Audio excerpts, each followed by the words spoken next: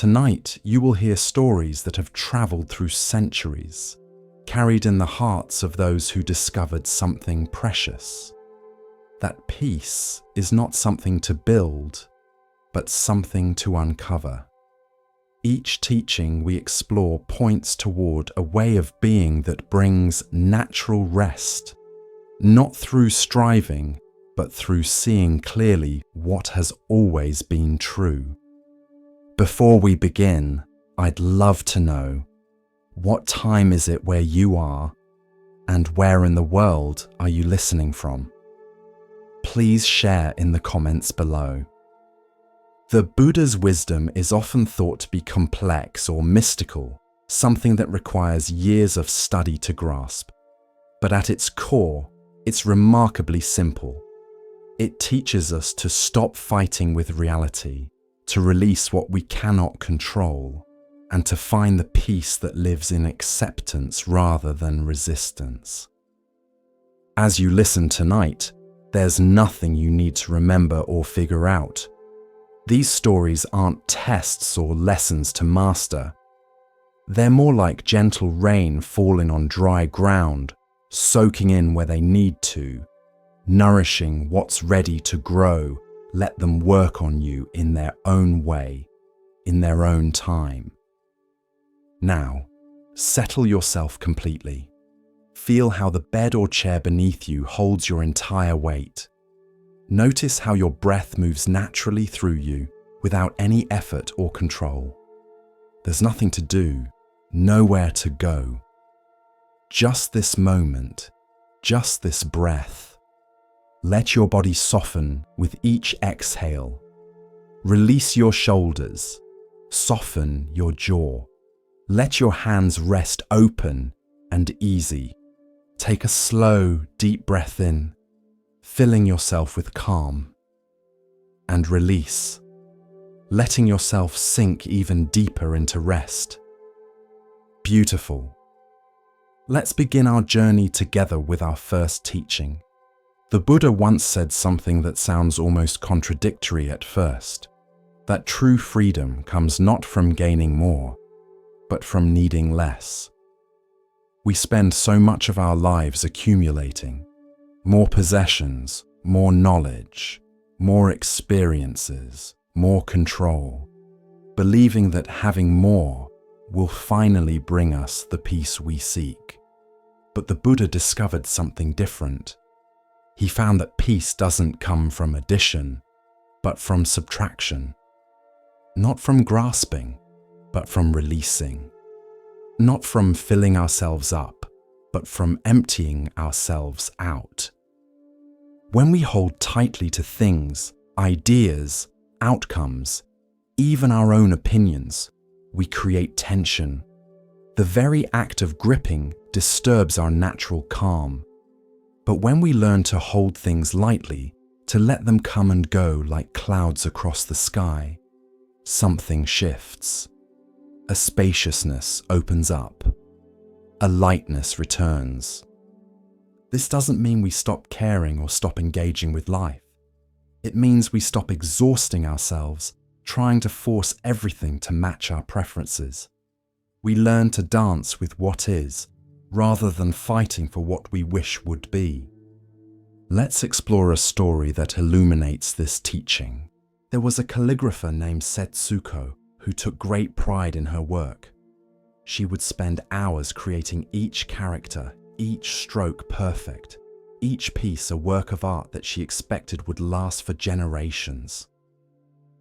One day, she acquired a special ink that a merchant had brought from a distant province. The ink created beautiful deep blacks and flowed perfectly from her brush. But she soon discovered it had an unusual property. It never fully dried. Even days after she had finished a piece, the ink remained slightly wet. If you touched it, even carefully, it would smudge. At first, Setsuko was furious. She couldn't sell work that would smudge. She couldn't give pieces as gifts, knowing they would be ruined by the first careless touch. All her effort was going into work that couldn't be preserved. She tried everything to make the ink dry properly, but nothing worked. Finally, in frustration, she went to the merchant who had sold it to her, demanding her money back. The merchant looked surprised. But that's the nature of this ink.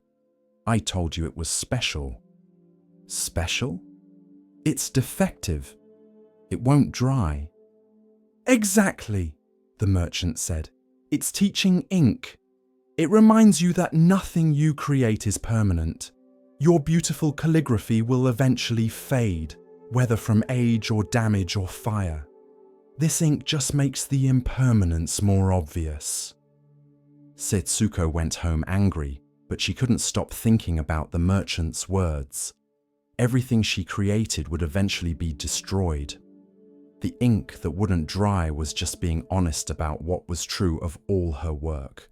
She began to approach her calligraphy differently. Instead of creating pieces meant to last forever, she started creating pieces meant for the moment. She would write on large papers and hang them in her studio, knowing they would slowly smudge and blur over time. She found this liberating. Each piece was perfect for now, and its eventual deterioration was part of its nature, not a tragedy. She began inviting people to come and breathe near her work, to let their breath slowly alter the still wet ink. The pieces became collaborations with time and circumstance, always changing, never fixed. I was trying to create permanent beauty, she told a student, but permanence doesn't exist. Everything changes. This ink taught me to make peace with that, to create beauty that's beautiful right now, without needing it to last forever. Tonight, what are you trying to make permanent that was always meant to change? What are you clinging to as if you could freeze it in time? Everything you love, everything you create, everything you are, it's all like ink that won't quite dry. Always shifting, always changing, always vulnerable to smudging. This isn't a tragedy. It's just the nature of existence. Let go of needing things to be permanent. Enjoy them while they're here. Create them knowing they'll change. Love them knowing they'll pass. The impermanence isn't the problem. Your fight against impermanence is. Rest now in the acceptance that nothing lasts forever, and that's what makes this moment precious. In the capital city lived a tea master named Soho, who had spent 50 years perfecting the art of the tea ceremony. His movements were flawless, his timing exact, his aesthetic sense refined beyond what most people could achieve in several lifetimes. Every detail of his ceremonies was considered and precise. The angle of the bowl, the temperature of the water, the moment to pass the tea, the positioning of each implement. Soho's ceremonies were legendary. People would wait years for an invitation to attend. Wealthy patrons offered fortunes to have Soho perform ceremonies for their guests. Other tea masters studied his techniques, trying to replicate his perfection. But Soho himself had grown troubled.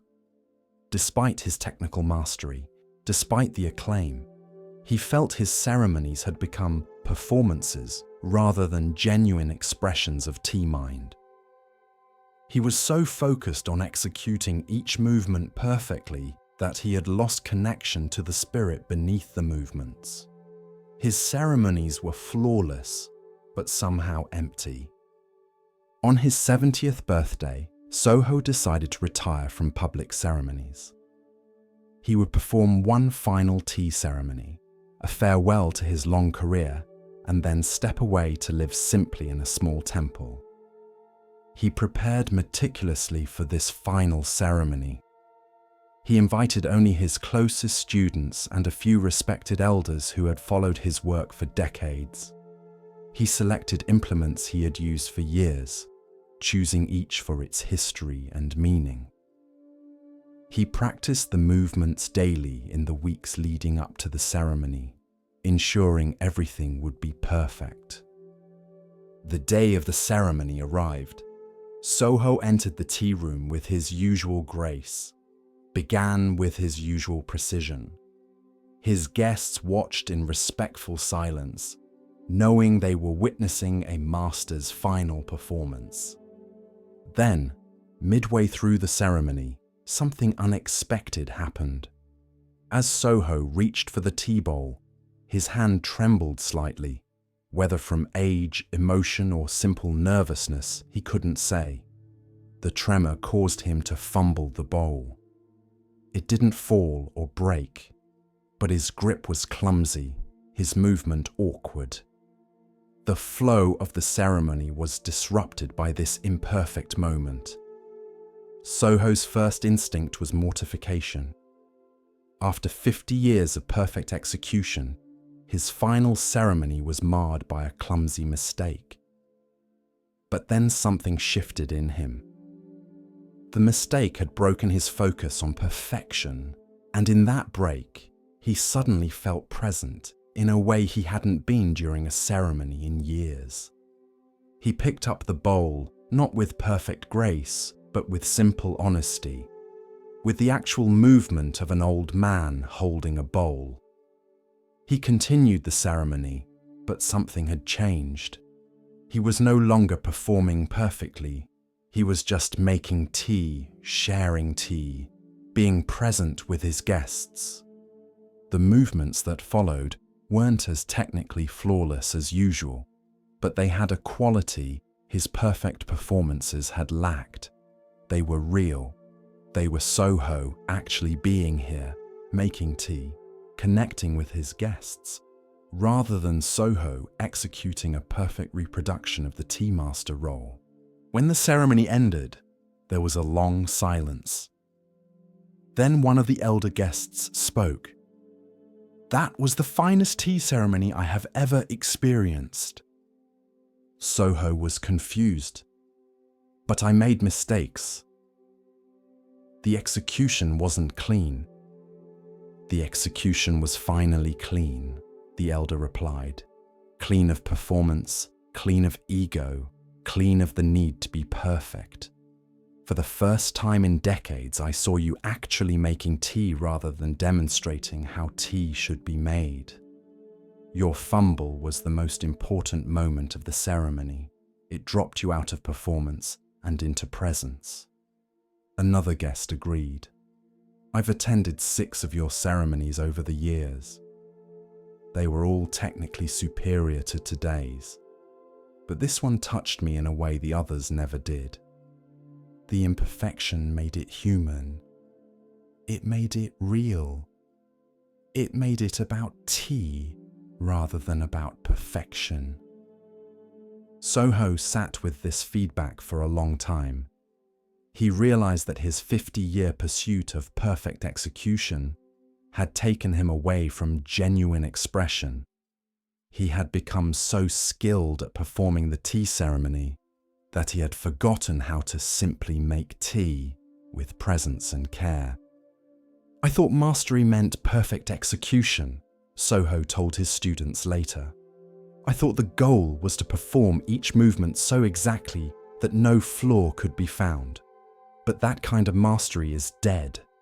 It's impressive but not alive. Today, when I fumbled and had to let go of perfection, I finally rediscovered what tea ceremony is actually about. Presence, connection, the simple act of sharing tea with other humans." He looked at his hands, still slightly trembling. "These old hands that made a mistake taught me more than 50 years of perfect practice. They taught me that perfect execution becomes perfect only when you stop trying to perfect it, when you let go of performance and sink into presence."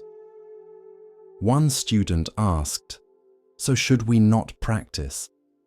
Should we not work toward technical excellence? Practice, Soho replied. Develop your technique.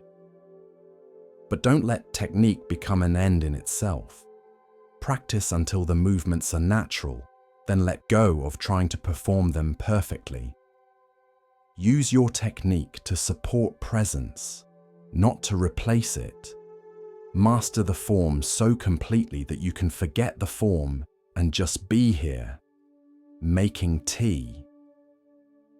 He picked up a tea bowl, holding it with the same slight tremble. See this imperfection? This is actually perfection because it's real. It's an old man's hand actually holding a bowl.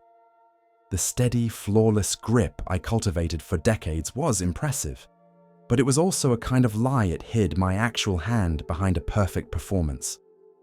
This trembling hand is honest, and honesty is more important than perfection. In the weeks following his final ceremony, Soho began making tea in a completely different way. He still had all his technical skills, all his aesthetic sensitivity, but he used them lightly, allowing imperfection, welcoming the unexpected, staying present with what was actually happening rather than executing a mental script. He made tea for strangers, for children, for anyone who wanted to share a bowl. These weren't formal ceremonies with guests and perfect settings. They were just tea, made with care, shared with presence. And people felt more touched by these simple offerings than they had by his legendary perfect ceremonies. You've become a greater tea master by letting go of mastery, one visitor observed. I've become an actual tea master by letting go of the performance of mastery, Soho clarified. I was skilled before, but I wasn't real. Now I'm both skilled and real. The skill supports the reality rather than replacing it. That's the difference. A young tea student struggling to perfect his own technique asked Soho for guidance. How do I know when my practice is good enough? When can I stop trying to perfect my movements? When perfection becomes a barrier rather than a path, Soho replied. Practice until the movements are natural and trustworthy. Then let go of trying to make them perfect and just let them be. The movement from practice to performance to presence, that's the journey. Most people stop at performance, endlessly perfecting their execution. The final step is letting go of perfection and discovering presence. He made tea for the young student, his hands moving with practiced skill, but also with slight tremors, small imperfections, human reality.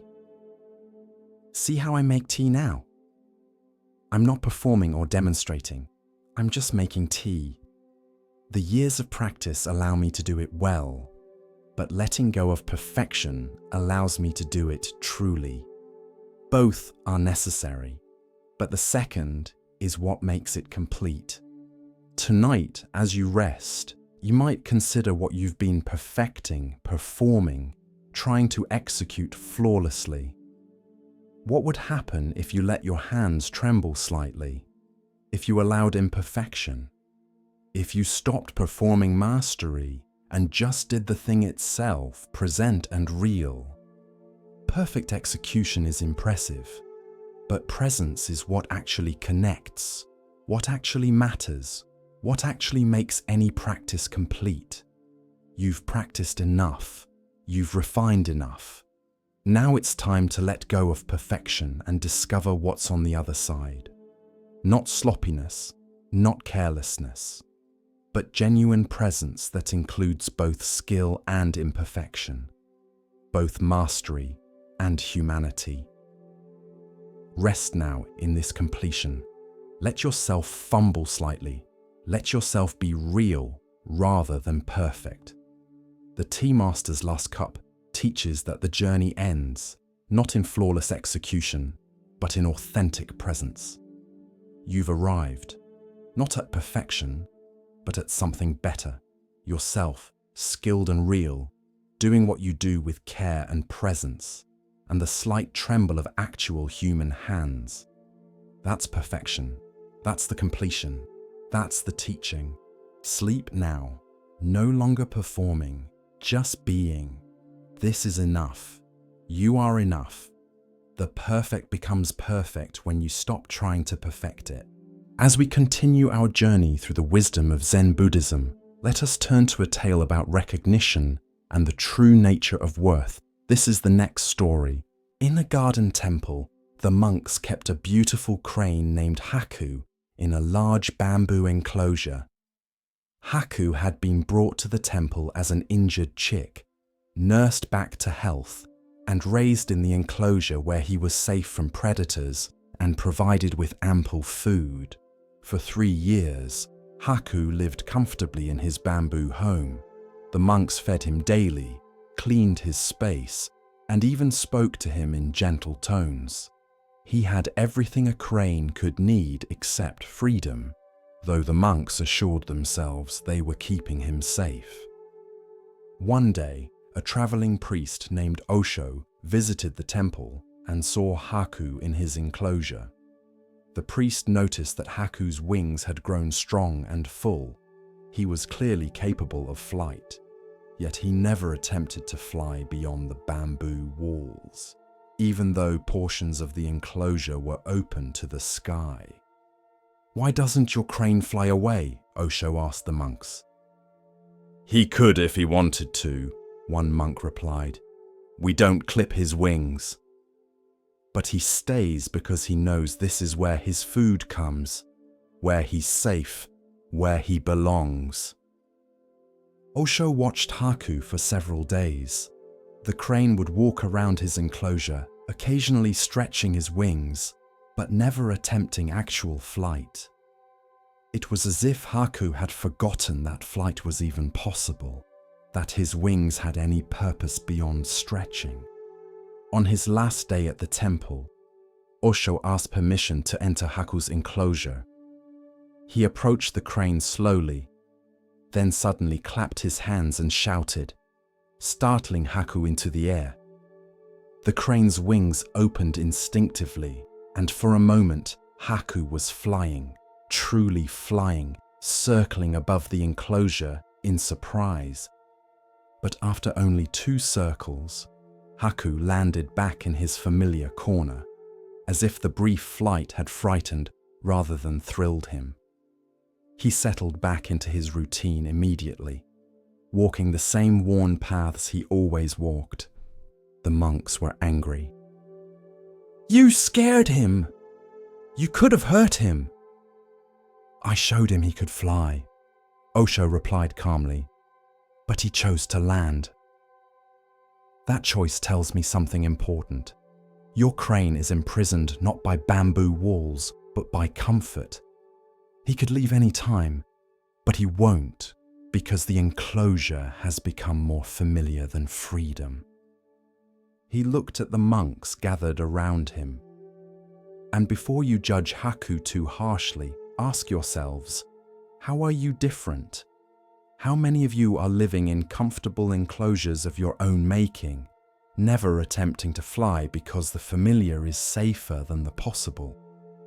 One young monk, named Botan, was particularly struck by this question.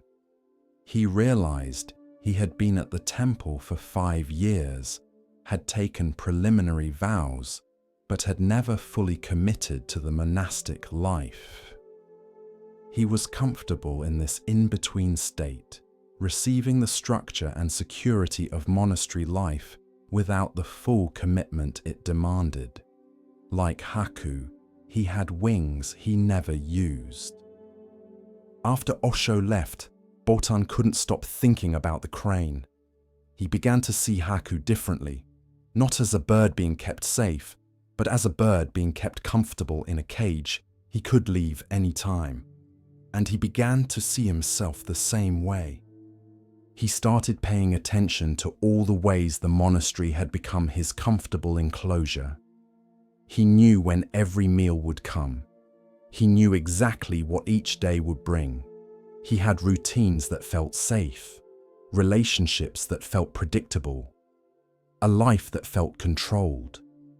And he realized this comfort was preventing him from attempting the flight that monastic life was actually meant to enable, the leap into full commitment, into genuine spiritual practice, into the risk and uncertainty that real transformation requires. "I've been living like Haku," Bothan confessed to the abbot, "safe and comfortable, but not really alive.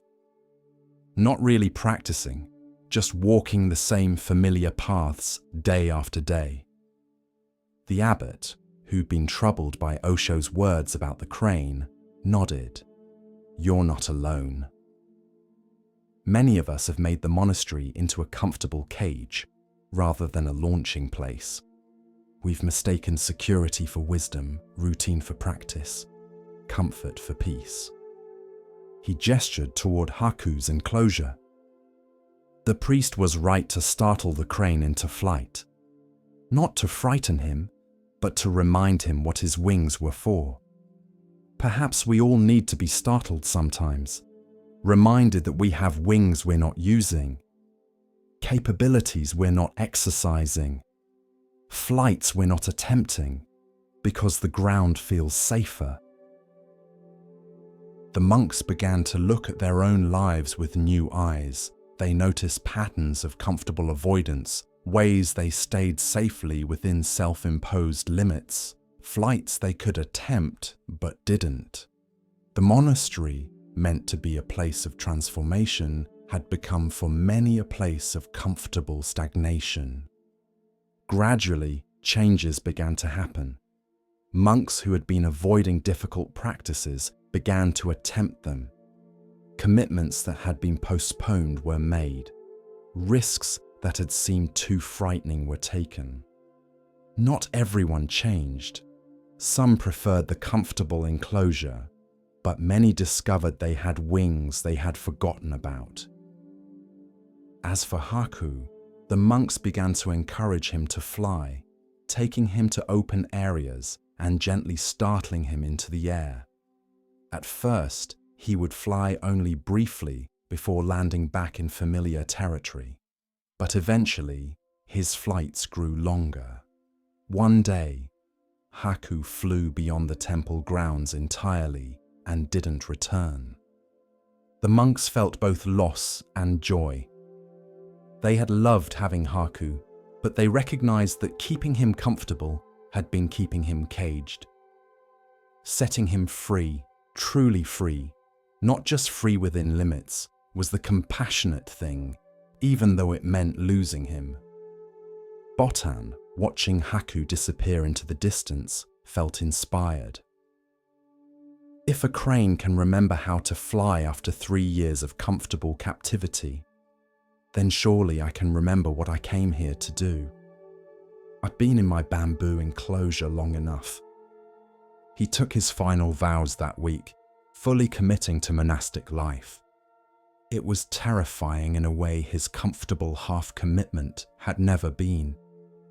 But it was also exhilarating, like stretching wings he had forgotten he possessed. Years later, when Bothan had become a teacher, he would often tell the story of Haku the crane. "We all build comfortable enclosures," he would say. "Relationships that feel safe but limit growth. Jobs that provide security but prevent exploration. Routines that feel comforting but cage us. The bamboo walls look like protection, but they're actually prevention, preventing us from discovering what we're capable of, from attempting flights we were made for." Students would ask, but how do we know when comfort has become a cage? When should we leave the enclosure? When you're walking the same paths day after day without growth, Bothan would reply. When you've stopped even looking at the sky. When you've forgotten you have wings.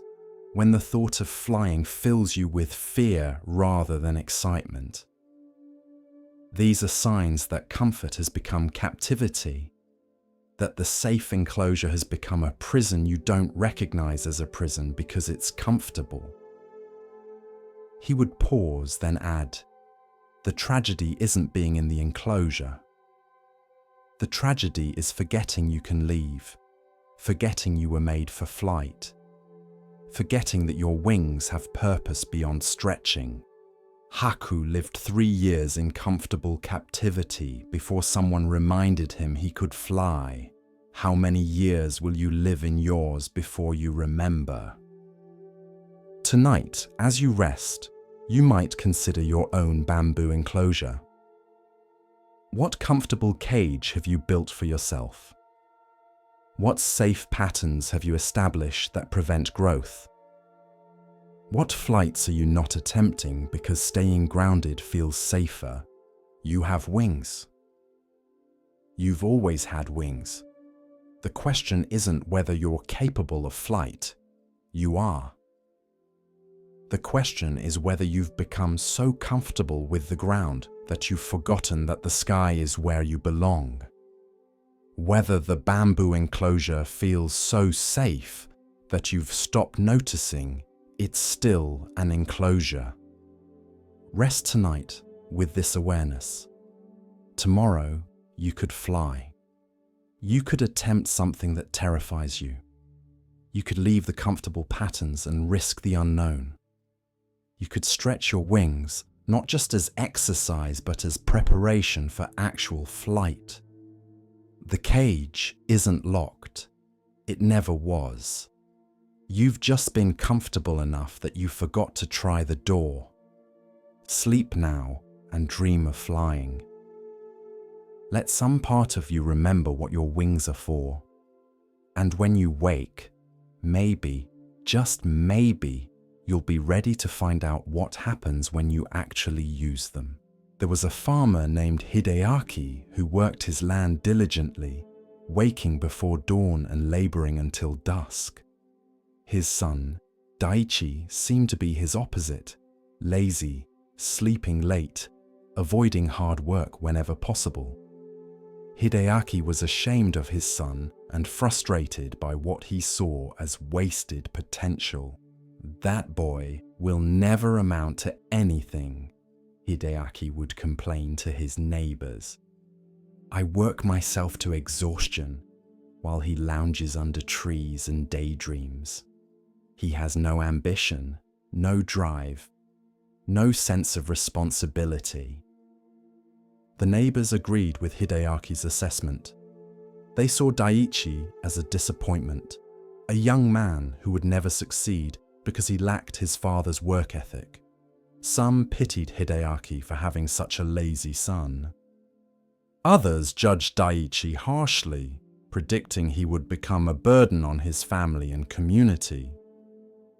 What no one knew, including Hideaki, was that Daichi spent his time under those trees observing.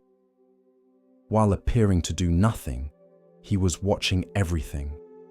How water moved across the land, which areas stayed moist, and which dried quickly, where wind patterns created microclimates, and how different plants thrived in different locations.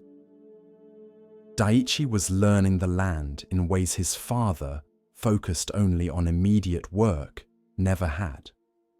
While Hideaki fought against the land's natural tendencies, trying to impose his will through hard labor, Daichi was learning to understand the land's own wisdom. One year, a severe drought struck the region. Hideaki worked harder than ever, carrying water to his crops, trying to save them through sheer effort. But most of his crops died anyway, as did the crops of other hard-working farmers. The drought was too severe for labor alone to overcome. But Daichi, who everyone thought was lazy, quietly directed his efforts to the areas of the farm he knew, from his observations, retained moisture longest. He planted drought-resistant varieties in the driest areas. He used the natural wind patterns he had observed to create shade and reduce evaporation. He worked with the land's characteristics rather than against them. By the end of the season, Daiichi's sections of the farm had produced a modest but real harvest, while Hideaki's sections had produced almost nothing despite his exhausting efforts. Hideaki was stunned. "How did you do this? You barely worked compared to me." "I worked differently," Daiichi explained. "While you were laboring, I was learning. While you were fighting against the land, I was understanding it. My apparent laziness was actually observation. I was working, just not in ways that looked like work to you." He showed his father the subtle features of the land he had noticed, the slight depression that collected morning dew, the rock formation that created afternoon shade, the soil composition that retained moisture better than surrounding areas. "I learned all this by watching," Daiichi said, "by sitting still and paying attention rather than constantly moving and doing." Hideaki felt something shift in his understanding. He had been so focused on visible labor, on constant activity, on the appearance of hard work that he had never stopped to actually understand what he was working with. His son, whom he had judged as lazy, had been doing a different kind of work, the work of observation, understanding, and learning. "I'm sorry," Hideaki said. "I judged you without understanding what you were doing. I thought activity was the same as productivity, that visible effort was the same as effective effort. You were working all along, just in ways I didn't recognize as work." Word spread through the village about Daiichi's success during the drought. People who had judged him as lazy began to see him differently. Some felt ashamed of their premature conclusions. Others were curious about his methods. Daiichi began teaching other farmers what he had learned. He showed them how to read the land, how to observe rather than just labor, how to work with natural patterns rather than against them. The farmers who had once thought him lazy began to value his seemingly idle observation time. "I used to think you were wasting your life under those trees," one neighbor admitted. "Now I understand you were studying. You were learning in ways that look like laziness to people who don't understand what learning can be." A Zen monk who heard this story visited Daiichi. "You've learned an important lesson that many people never learn," the monk said. "You've learned that judging too quickly, based on appearances and conventional standards, often misses the truth. Your father judged you by how much visible labor you performed, but the quality of your outcomes proved that visible labor isn't the only measure of value." Daiichi nodded. "I learned something else too. I learned that what looks like laziness might be rest, or observation, or a different kind of work, and that what looks like hard work might be an inefficient struggle. Appearances are misleading, outcomes reveal truth." The monk smiled. "Your story reminds people not to judge too harshly or too quickly. The lazy son might be a careful observer. The apparently wasted time might be valuable learning. The story that seems simple at first viewing often has complexity that only reveals itself later." Years passed, and Daiichi became known as a wise farmer, though he still spent time sitting under trees, watching the land. His father, who had once been ashamed of him, now proudly told people, "My son taught me that there are many kinds of work, and the work that looks least like work is sometimes the most valuable. Hideaki learned to balance his own labor with periods of observation. He became a better farmer by incorporating some of his son's apparent laziness, taking time to watch and understand rather than constantly acting. One day, a young person came to Daiichi asking for advice. "My parents think I'm lazy because I spend time reading and thinking instead of working constantly. They say I'll never succeed. What should I do?" Daiichi smiled. "Keep reading and thinking, but also find ways to apply what you learn. Let your outcomes speak for you, not your appearance in the industry. My father thought I was lazy until he saw what I produced. Your parents will understand when they see the fruits of your different kinds of work." He paused, then added, "But also understand their perspective. To someone who values visible labor, observation looks like idleness. To someone who measures worth by constant activity, stillness looks like laziness. Don't judge them for judging you. Just prove through outcomes that your way has value too." The young person asked, "But what if I fail? What if my approach doesn't produce results?" "Then you learn and adjust," Daiichi replied. "I wasn't just sitting under trees doing nothing. I was observing, learning, thinking, and planning. If my approach had failed, I would have learned from that and tried something else." The point isn't that observation is always better than labor. The point is that judging approaches too quickly before seeing their outcomes often misses value. Tonight, as you rest, you might consider who you've been judging as lazy or unproductive. What if their stillness is observation? What if their rest is preparation? What if their apparent inactivity is actually a different kind of work that you don't recognize? And what about yourself? How harshly have you judged your own times of rest or stillness? Have you internalized the belief that only visible activity counts as work? Have you dismissed the value of observation, learning, thinking, and resting because these don't look like traditional labor? Not all work looks like work. Not all productivity is visible. Not all success comes from constant striving. Sometimes the lazy son who watches patiently sees what the hard-working father who never stops moving misses. Sometimes stillness achieves what activity cannot. Sometimes the full story only reveals itself long after the first judgment is made. Rest now without judging your rest.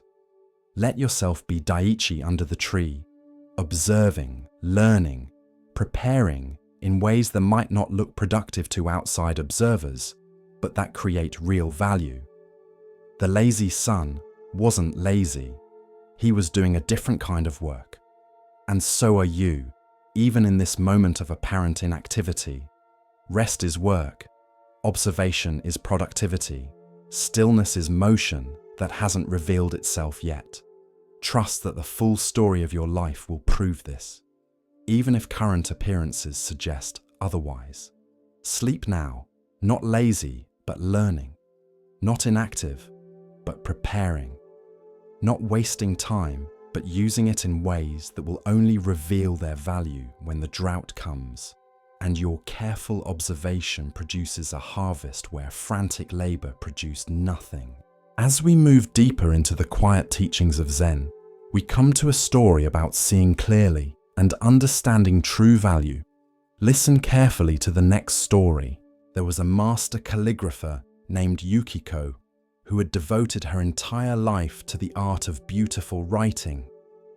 For 60 years, she had practiced daily, creating works that were displayed in temples and palaces throughout the land. Her characters were considered the finest of her generation.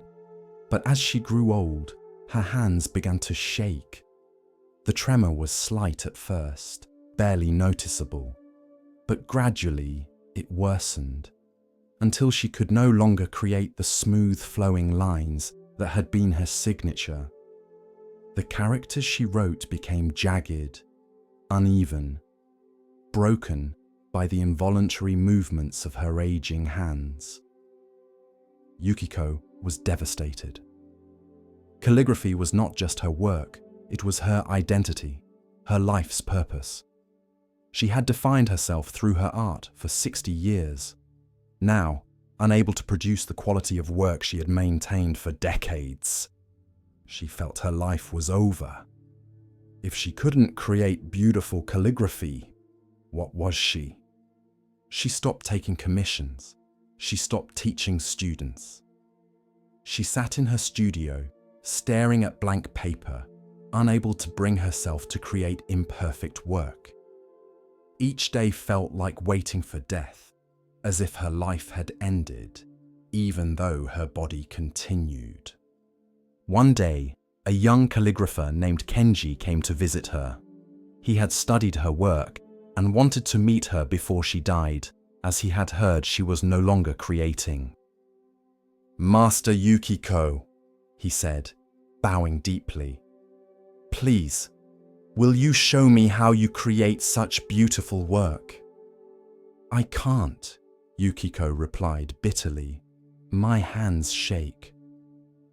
I can no longer do what I once did. My time is over." "Show me anyway," Kenji persisted. "Show me what you do now, even if it's not what you once did." Reluctantly, to satisfy this persistent young man, Yukiko took up her brush. Her hand trembled as she moved it across the paper. The line broke and wavered.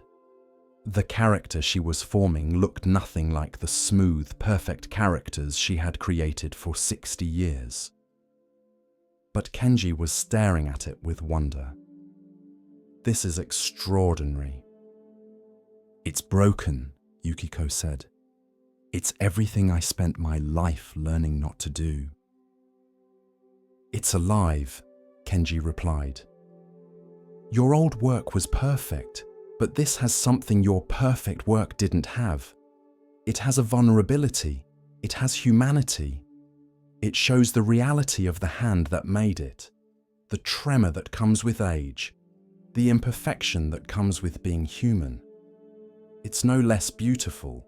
It's beautiful in a different way." He pointed to specific places where the line broke. "See how this break creates a pause, a breath? See how this wobble adds energy, movement? You couldn't create these effects intentionally. They come from not being able to control everything, from allowing the reality of your condition to show." Yukiko looked at her shaky calligraphy with new eyes. She had been seeing only what it wasn't: smooth, controlled, perfect. She hadn't been seeing what it was: authentic, immediate, marked by the truth of her aging body. "You're saying my shaking hands aren't ending my art?" she asked. "They're changing it." "They're revealing a new possibility," Kenji said. "You've mastered perfection. You spent 60 years learning complete control. Now you're learning something else. How to create beauty without control. How to let your limitations become part of your art rather than obstacles to it. This isn't an ending. This is a beginning." Over the following months, Yukiko began to explore what Kenji had called a beginning. She stopped trying to fight against her tremor and started working with it. She let the shakiness show, let the broken lines be part of the aesthetic. Let her aging hands tell their own truth. The work she created was unlike anything she had done before.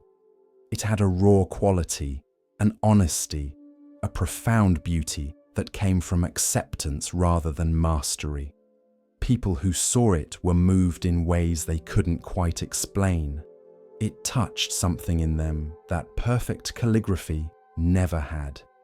"Your new work feels more human," one viewer said. "The perfection was impressive, but this is relatable. This shows struggle and acceptance. This shows life as it actually is, not as we wish it to be." Other aging artists heard about Yukiko's transformation and came to see her. They too had been treating their declining abilities as endings, as tragedies that marked the end of their creative lives. Yukiko showed them something different. "What you call an ending is just a transition," she told a painter whose eyesight was failing. "You've lost what you had, yes, but loss creates space for something new. If you spend all your time mourning what's gone, you'll never discover what's trying to arrive." She showed them her shaky calligraphy. "These tremors would have horrified me 5 years ago. I would have hidden this work in shame. But I've learned that every ending contains a beginning. My hand's steady control had to end before I could begin learning to create beauty from their unsteady truth." A sculptor whose arthritis had made detailed work impossible asked, "But how do you accept the loss? How do you stop grieving what you can no longer do?" "I still grieve it sometimes," Yukiko admitted. "I still miss the feeling of complete control, the satisfaction of executing exactly what I envisioned. But I've discovered something. The part of me that created perfect calligraphy was actually quite limited. It could only create what I consciously intended. Now, with my shaking hands, I create things I never could have planned. The imperfection introduces an element beyond my control, and that element often produces more interesting results than my intentions ever did." She held up a piece of her new work. "See this character?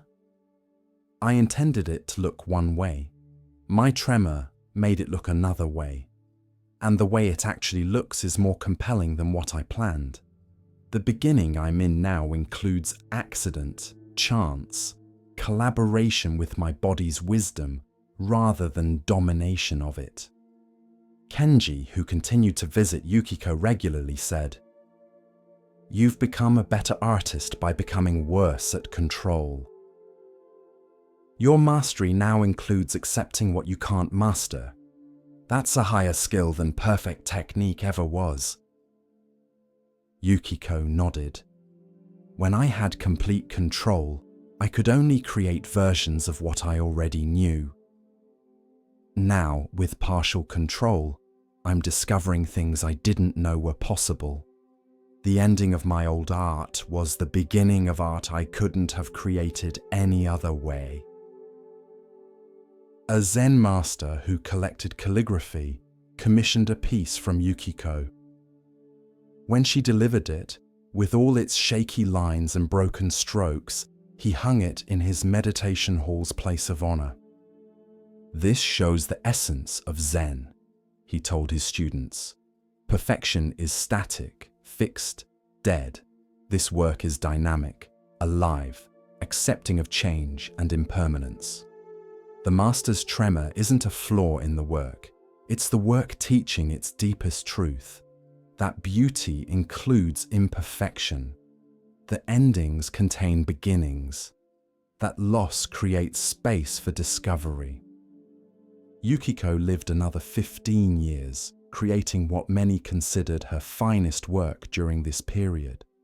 Critics called her late-style revolutionary, noting how it had influenced a generation of younger artists to embrace imperfection and vulnerability in their work. When she finally died at 85, still creating tremor-marked calligraphy to the end, her students gathered to remember her. They spoke of her two periods, the 60 years of perfect control and the 15 years of acknowledged tremor. "Which period was greater?" a young student asked. An older student replied, "She was always great." But she became wise only in her second period, when she learned that endings contain beginnings. When she discovered that what you lose forces you to find what you didn't know was there. When she understood that every door that closes reveals another door you weren't seeing before. Tonight, as you rest, what endings are you mourning? What losses are you treating as pure conclusions with nothing beyond them? What abilities, relationships, or circumstances have ended that you're grieving, as if ending means death rather than transition? Every ending contains a beginning you can't see yet. The closing of one possibility opens others that couldn't have opened if the first possibility had continued. Your losses aren't just subtractions. They're also additions of space, of new potential, of directions you couldn't have gone while the old way remained available. What's ending in you right now isn't your conclusion, it's your transition. Something is completing, so something else can begin. The tremor that seems to be ruining your perfect lines is actually creating new kinds of beauty you couldn't have achieved through control alone. Rest now in acceptance of endings as beginnings in disguise. What's leaving is making room. What's breaking is revealing. What's ending is beginning, just not in ways you can recognize yet. Trust the ending. It knows what it's doing. Every conclusion contains a hidden opening, and you're moving toward it even as you mourn what's closing behind you. Sleep now in the space between ending and beginning, knowing that this space itself is fertile ground where something unexpected and beautiful is already starting to grow. With each step on the Zen path, a new lesson unfolds. Now we turn to a story about recognition, of self, of others, and of what truly matters. Listen carefully to the next story. In a monastery, there was a meditation hall with a heavy wooden door that was always kept closed during practice sessions. The door had no lock, but everyone treated it as if it were locked, entering only at designated times and never leaving during meditation periods. A visiting monk named Gensho noticed this and asked why no one ever left during meditation, even though the door was clearly unlocked. "It wouldn't be proper," one monk explained. "During practice time, we stay in practice. Leaving would break the container, would disturb others, would show a lack of discipline." "But you could leave if you wanted to?" Gensho asked. "Technically, yes, but we don't." Gensho found this fascinating. These monks were living as if imprisoned during meditation sessions, but the prison existed only in their minds. The door was open.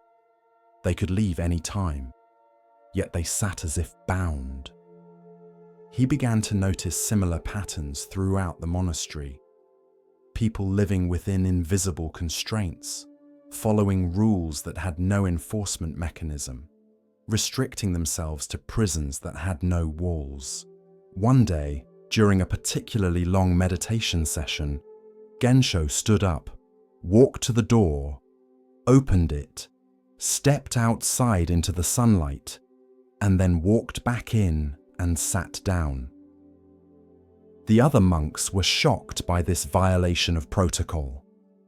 Afterward, the abbot called Gensho to his chambers. "Why did you leave during meditation?" "To see if I could," Gensho replied, "to test whether the constraint was real or imagined." It was imagined. The door was never locked. I was never actually trapped. I was sitting there by choice, not by compulsion. But we all know we could leave. the abbot said. The point is that we choose not to. Do you really know that? Gensho asked. Or have you assumed for so long that you shouldn't leave that you've forgotten you have a choice? There's a difference between staying by conscious choice and staying by habit or assumed constraint. One is freedom. The other is just a comfortable prison. This question disturbed many monks. They began to realize they had been treating many choices as if they were requirements. They had been living within restrictions that no one was actually enforcing. They had imprisoned themselves with beliefs about what they should or shouldn't do. The abbot considered Gensho's point carefully. You're right, he admitted. We've been treating the open door as if it were locked. We've been prisoners of our own assumptions. But what do we do with this awareness? First, acknowledge it, Gensho said. See clearly that most of your constraints are chosen, not imposed. Then decide consciously. Which constraints serve you? Which do you want to keep? And which are you maintaining out of habit or fear, not because they actually help you? He gestured toward the meditation hall. That door has always been open, but if you never test that, if you never actually check whether you could leave, then you're living as if imprisoned, even though you're free. True freedom begins with recognizing which prisons are real and which are imagined. Over the following weeks, the atmosphere in the monastery changed. Monks began questioning which rules actually served their practice and which they followed out of mere habit. They discovered they had internalized many restrictions that had no actual external enforcement. One monk realized he had been afraid to speak his honest opinions for years, not because speaking was forbidden, but because he had decided early on that it was safer to stay quiet. No one had actually silenced him. He had silenced himself. Another monk discovered he had been avoiding certain foods, not because of any monastic rule, but because he had once been told they were inappropriate for monks, and he had never questioned this. The restriction existed only in his belief. A third monk realized he had been limiting his meditation practice to certain times and places, not because practice was restricted to those times, but because he had created a mental rule about when and where meditation counted. We've been living in prisons of our own making, one monk said during a group discussion. The doors were open all along. We just never tried to walk through them. Gensho nodded. Most people live this way. They believe they're trapped in circumstances, jobs, relationships, and patterns of behavior. They believe they have no choice, but often, if they examined closely, they'd discover the constraints are their own beliefs, not external reality. The door was never locked. The abbot asked, "But doesn't this lead to chaos? If everyone starts leaving meditation sessions whenever they want, ignoring the schedule, doing what they please, doesn't the structure fall apart?" Possibly, Gensho agreed. But structure maintained through unconscious compliance isn't real structure. It's just a habit pretending to be discipline. True structure comes from conscious choice. When people choose to stay, not because they believe they must, but because they genuinely want to, that's authentic practice. When they stay simply because they never questioned whether they could leave, that's just imprisonment with no walls. He looked around at the gathered monks. I'm not suggesting you abandon all structure or discipline. I'm suggesting you own your choices. Recognize that you're staying because you choose to, not because you have to. Recognize that the door is open and you're free to leave, and then decide whether to stay or go based on authentic choice rather than assumed constraint. This teaching spread beyond the monastery. People in the nearby town heard about the open door and began examining their own lives. How many constraints were they living under that existed only in their minds? How many prisons had they created for themselves? A woman realized she had been staying in an unhappy marriage not because of any real obstacle to leaving, but because of stories she told herself about what leaving would mean. When she examined these stories, she found they were beliefs, not facts. The door had always been open. A man discovered he had been working at a job he hated for years, believing he had no choice, that his family responsibilities required it. When he looked honestly, he found there were other options he had never seriously considered because he had assumed from the beginning that he was trapped. An elderly person recognized that many of the limitations they experienced weren't from age or circumstance, but from beliefs about what old people could or couldn't do. The constraints were largely self-imposed. The teaching of the open door, people began to say, is that most prisons are mental. We're free more often than we realize. The question isn't whether we can leave, but whether we've been living as if we can't. Years later, the monastery still practiced meditation with a closed door during sessions. But now there was a different quality to it. Everyone knew the door was unlocked. Everyone knew they could leave any time they chose. They stayed not from obligation or assumed constraint, but from authentic choice. The practice deepened because people were choosing it freely, rather than submitting to it from habit or fear.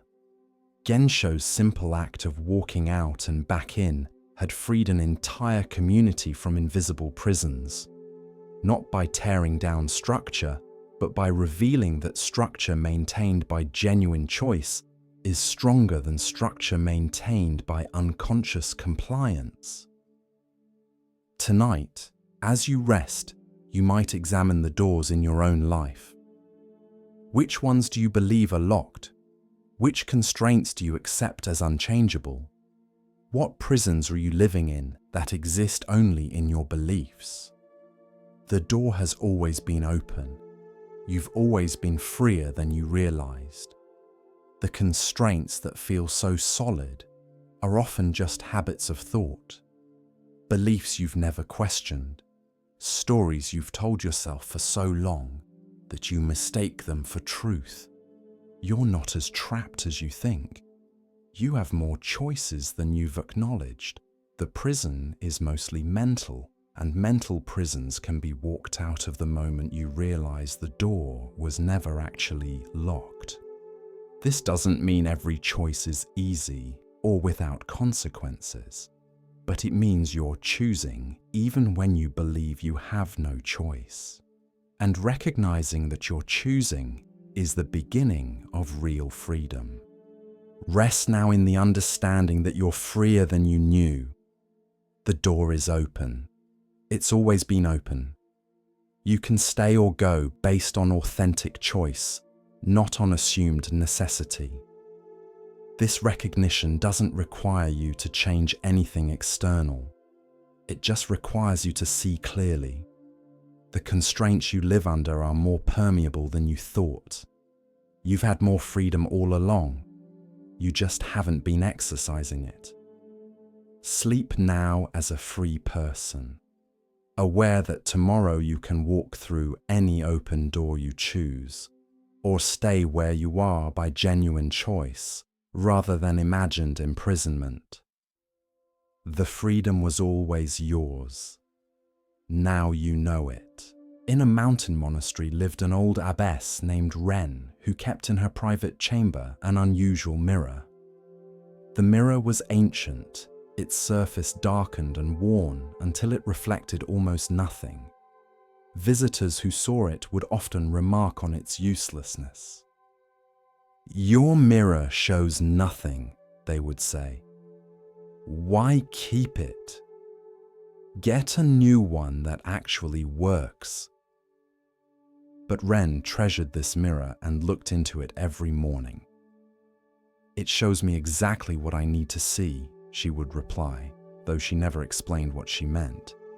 One day, a vain young woman named Ayame came to the monastery seeking spiritual guidance. She was beautiful and knew it, spending hours each day on her appearance, constantly checking her reflection in every available surface. Her identity was completely wrapped up in her looks. During her first meeting with Ren, Ayame couldn't stop glancing at the darkened mirror, trying to catch a glimpse of herself.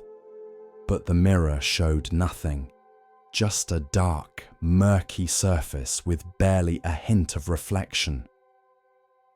"Your mirror is broken," Ayame said with annoyance. "Don't you want to see yourself?" "I see myself perfectly well in this mirror," Ren replied. "What do you see?" "Nothing. It's too dark." "Exactly," Ren said, and smiled. Ayame didn't understand, but as the days passed and she continued her stay at the monastery, she found herself repeatedly drawn to Ren's useless mirror. She would stand before it, searching for her reflection, finding almost nothing. It was deeply unsettling. Every other mirror showed her who she was, or at least showed her what she looked like. This mirror showed nothing. After a week, Ayame mentioned her frustration to Ren. "I hate your mirror. I keep looking into it hoping to see myself, but there's nothing there." "And what does that nothing teach you?" Ren asked. "That the mirror is broken." "Or that you're looking for the wrong thing," Ren suggested. "Every mirror you've ever looked into has shown you your face, your hair, your features. You've spent years studying that reflection, knowing exactly what you look like. My mirror can't show you that, so it forces you to consider, if you can't see your face, what else might you see? If appearance isn't available, what remains?" Ayame thought about this. When she looked into normal mirrors, she saw features she judged: eyes too small, nose too sharp, skin not smooth enough. She saw an image she tried to perfect, control, improve. The looking was never really seeing. It was evaluating, criticizing, trying to manage how others would perceive her. But in Ren's dark mirror, there was nothing to evaluate, no features to judge, no appearance to control. Just dark surface and, if she looked very carefully, the barest hint of a form. Not details, just presence. "What do you see when you look in your mirror?" Ayame asked Ren. "Nothing that can be improved or criticized," Ren replied. "Nothing that age can diminish or beauty can enhance. Just the simple fact of being here, looking. The mirror that shows everything tempts you to judge what you see. The mirror that shows nothing releases you from judgment." She came to stand beside Ayame before the dark mirror.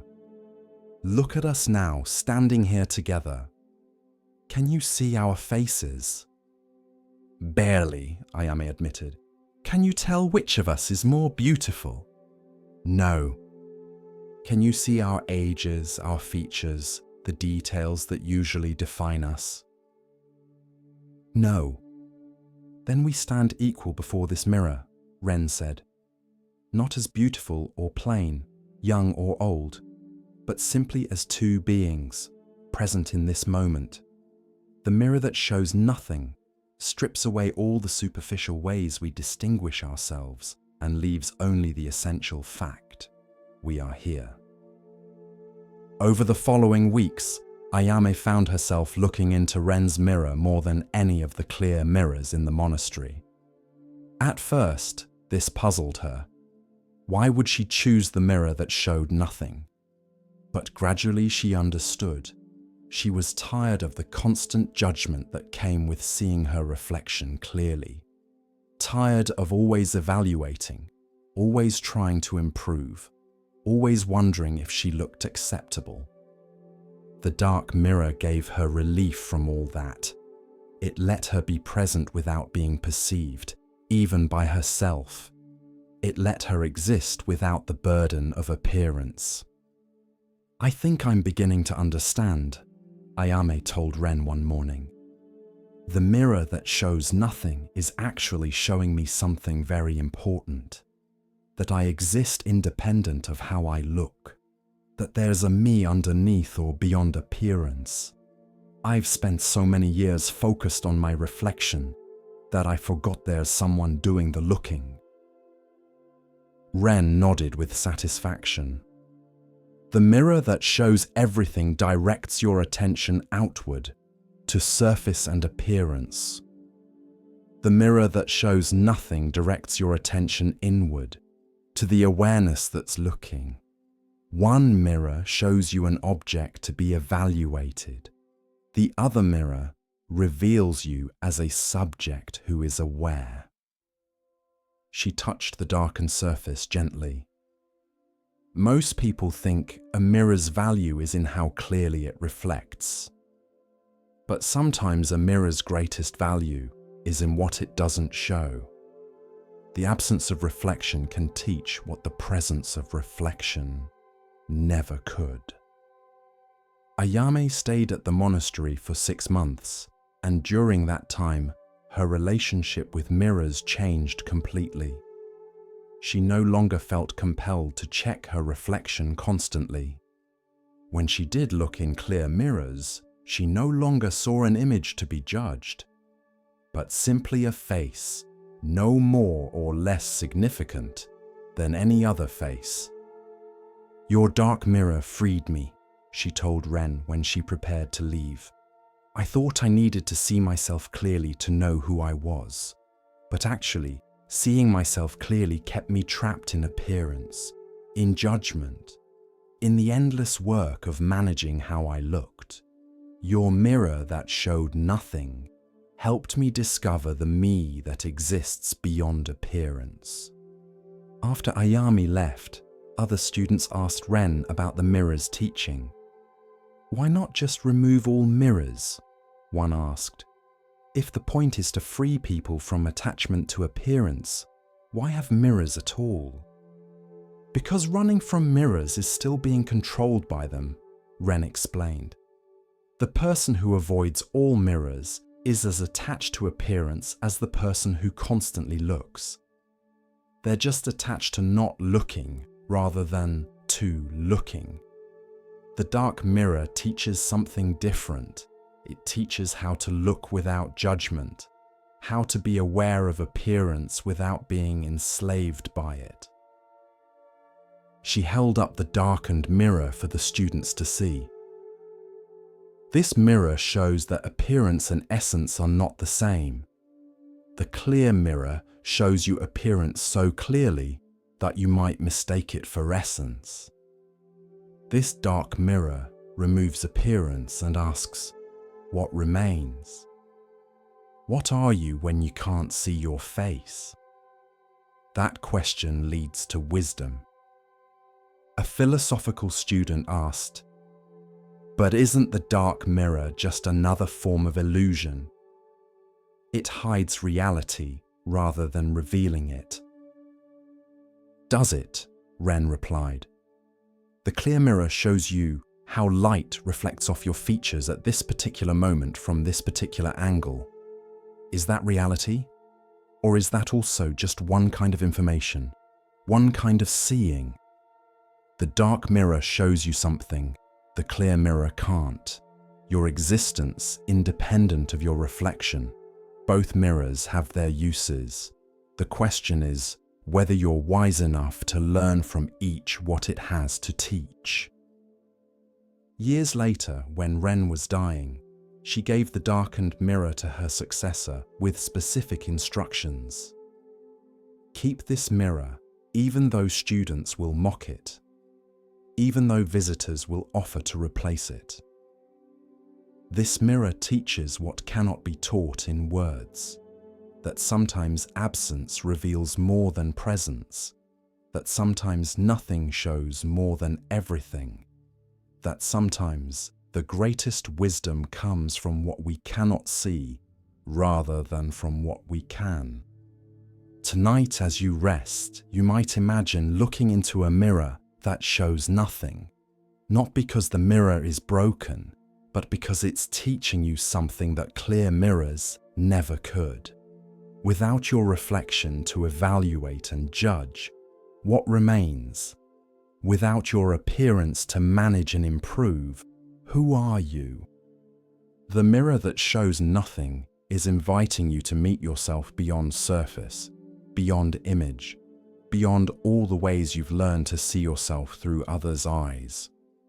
In the dark mirror, there's just presence, just awareness, just the simple fact of being here without needing to look any particular way. Rest now in the dark mirror's teaching. Let yourself be unseen, unreflected, undefined by appearance. Let yourself exist in the space beyond image, where judgment can't reach, where evaluation has no meaning, where you simply are without needing to be any particular way. The mirror shows nothing, and in that nothing, everything essential is revealed. Sleep in that revelation tonight. As our exploration of Zen Buddhism deepens, let us listen to a story that reveals how true worth is often overlooked. Here starts the next story. There was a master calligrapher named Kenzo who had spent 40 years perfecting his craft.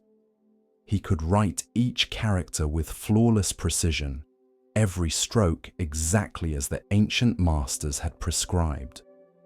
His work was technically perfect, exhibited in galleries, and purchased by collectors who valued his adherence to classical standards. But Kenzo had a secret dissatisfaction. Despite the praise and recognition, his work felt lifeless to him. Each piece was an exercise in replication, a demonstration of technique, but nothing more. He was copying perfection that had been established centuries ago, adding nothing of himself, discovering nothing new. One day, an important patron commissioned a piece for a temple dedication. The character to be written was Mu, meaning emptiness or void. Kenzo prepared carefully, mixing his ink to exactly the right consistency, selecting his finest brush, and setting up his workspace with meticulous attention to every detail. He had practiced this character thousands of times. He knew exactly how it should look. He visualized every stroke in his mind, preparing to execute it perfectly. But as he positioned his brush above the paper, his cat, who normally slept quietly in the corner during his work, suddenly leapt onto the table. The cat's paw hit Kenzo's arm just as he was beginning the first stroke. The brush dragged across the paper in a completely unintended direction, creating a wild, irregular mark that bore no resemblance to proper calligraphy. Kenzo's first reaction was anger. The perfect paper was ruined. Hours of preparation wasted. He would have to start over, and he was already behind schedule. He grabbed the ruined piece, intending to crumple it and throw it away. But something made him pause. He looked at the mark more carefully. The stroke was wild, yes, completely improper by classical standards. But it had an energy, a life, a spontaneous quality that none of his careful, perfect strokes ever achieved. It looked like emptiness, like void, like the very essence of mu, in a way his technically correct versions never had. The mark captured something real about emptiness, its unpredictability, its resistance to control, its indifference to our intentions. His planned perfect versions had been illustrations of the concept. This accidental mark was somehow the thing itself. Kenzo sat staring at this mistake for over an hour. Finally, he decided to build the rest of the character around it, incorporating the wild stroke instead of starting over. The final piece was unlike anything he had ever created. It combined his technical skill with this element of pure accident, planned mastery with unplanned spontaneity. When he delivered the piece to his patron, he apologized. "I must confess, this isn't what I planned. My cat interfered, and the first stroke went completely wrong. I tried to salvage the piece, but it's not traditional calligraphy. I understand if you want me to create a new one." The patron studied the work in silence for a long time. Finally, he said, "This is the finest piece you've ever created." "But it's wrong," Kenzo protested. "The first stroke violates every principle of proper form." "It's alive," the patron replied. "Your other work is beautiful, technically flawless, but it's like looking at a preserved flower. This piece is like seeing a flower growing wild. It has breath in it, spontaneity, the quality of something happening right now rather than being carefully reconstructed from the past." He hung the piece in the temple, and people came from across the region to see it. Other calligraphers studied it, trying to understand how Kenzo had achieved such vitality. Some tried to recreate the effect by deliberately making mistakes, but these forced accidents never had the same quality. The life in Kenzo's piece came from the genuineness of the accident, not from calculated imperfection.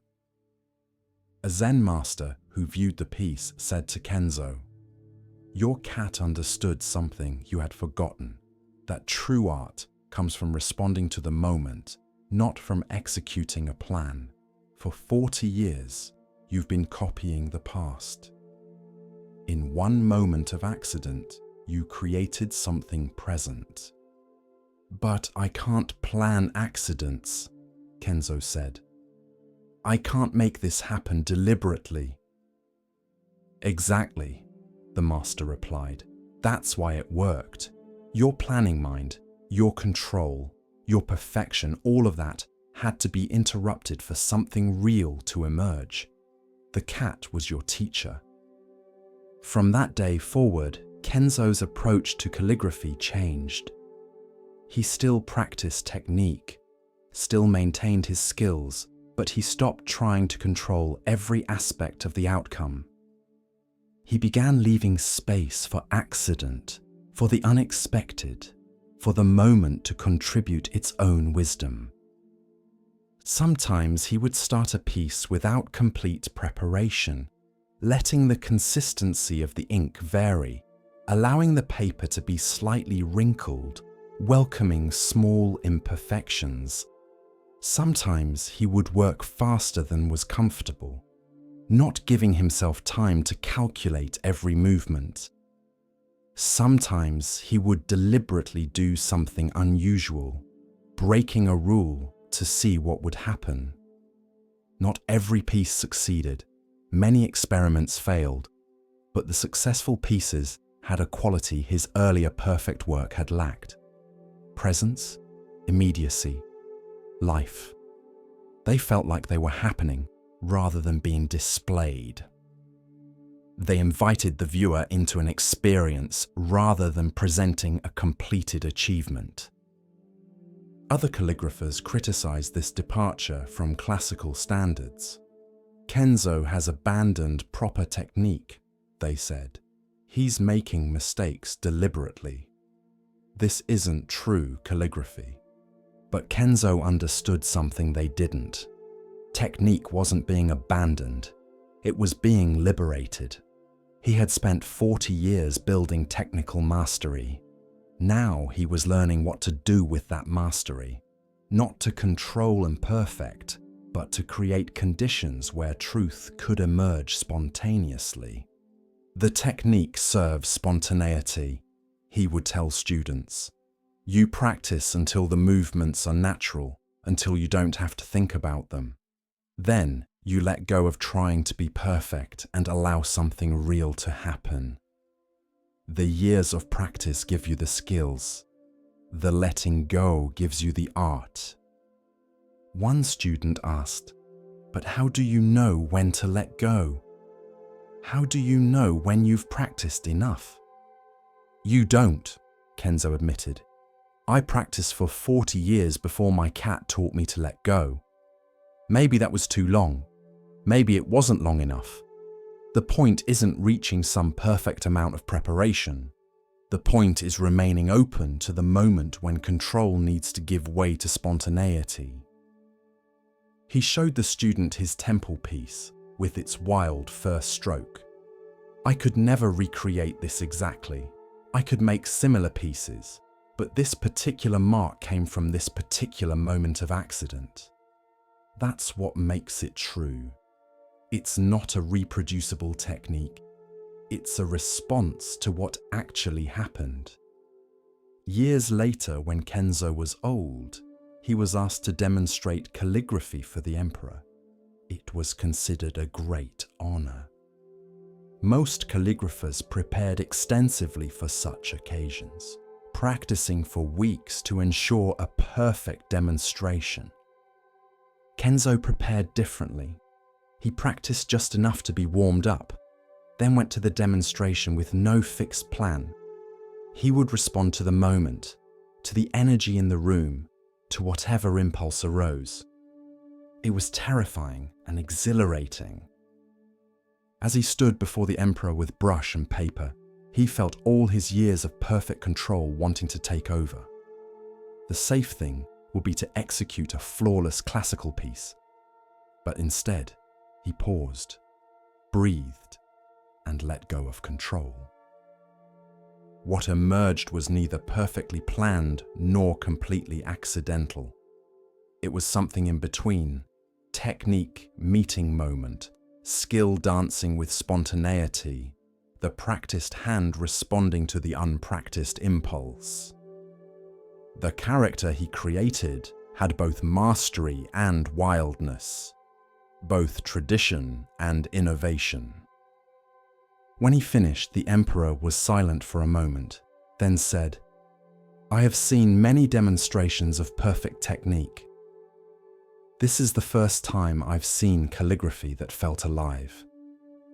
Tonight, as you rest, you might consider where you're over-controlling, over-planning, and trying to perfect everything before you act.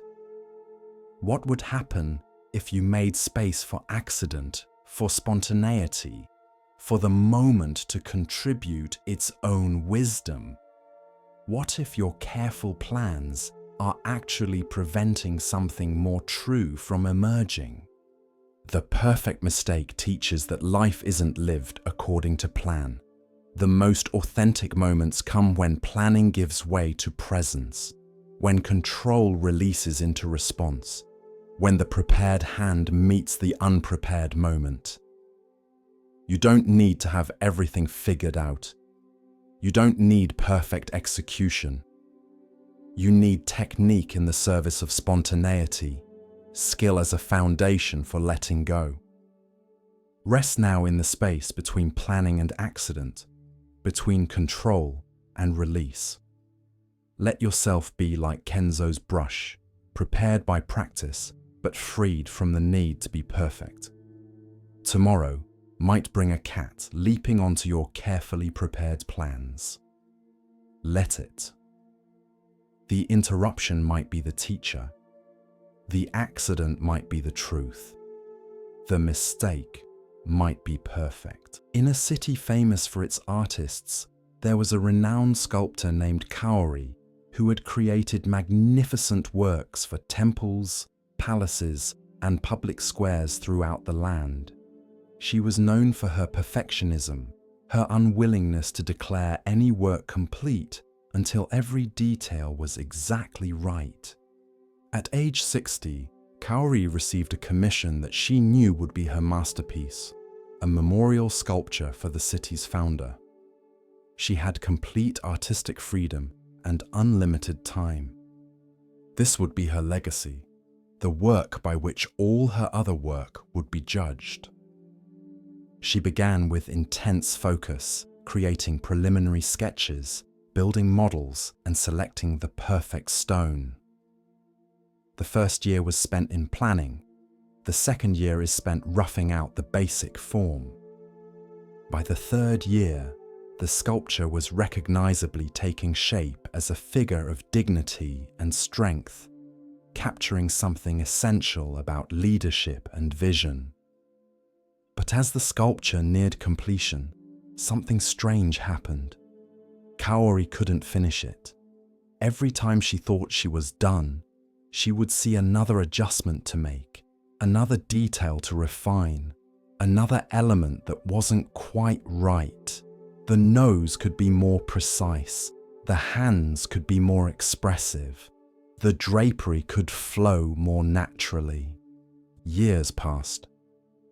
The sculpture stood in her studio, nearly complete, but never quite complete enough. City officials would visit, would ask when they might see the finished work, and Kaori would assure them it was almost ready, just a few more refinements needed. 10 years after beginning the project, Kaori was still working on the same sculpture. It had gone through countless iterations. Areas she had refined years earlier, she would redo, claiming her skills had improved, and she could do better now.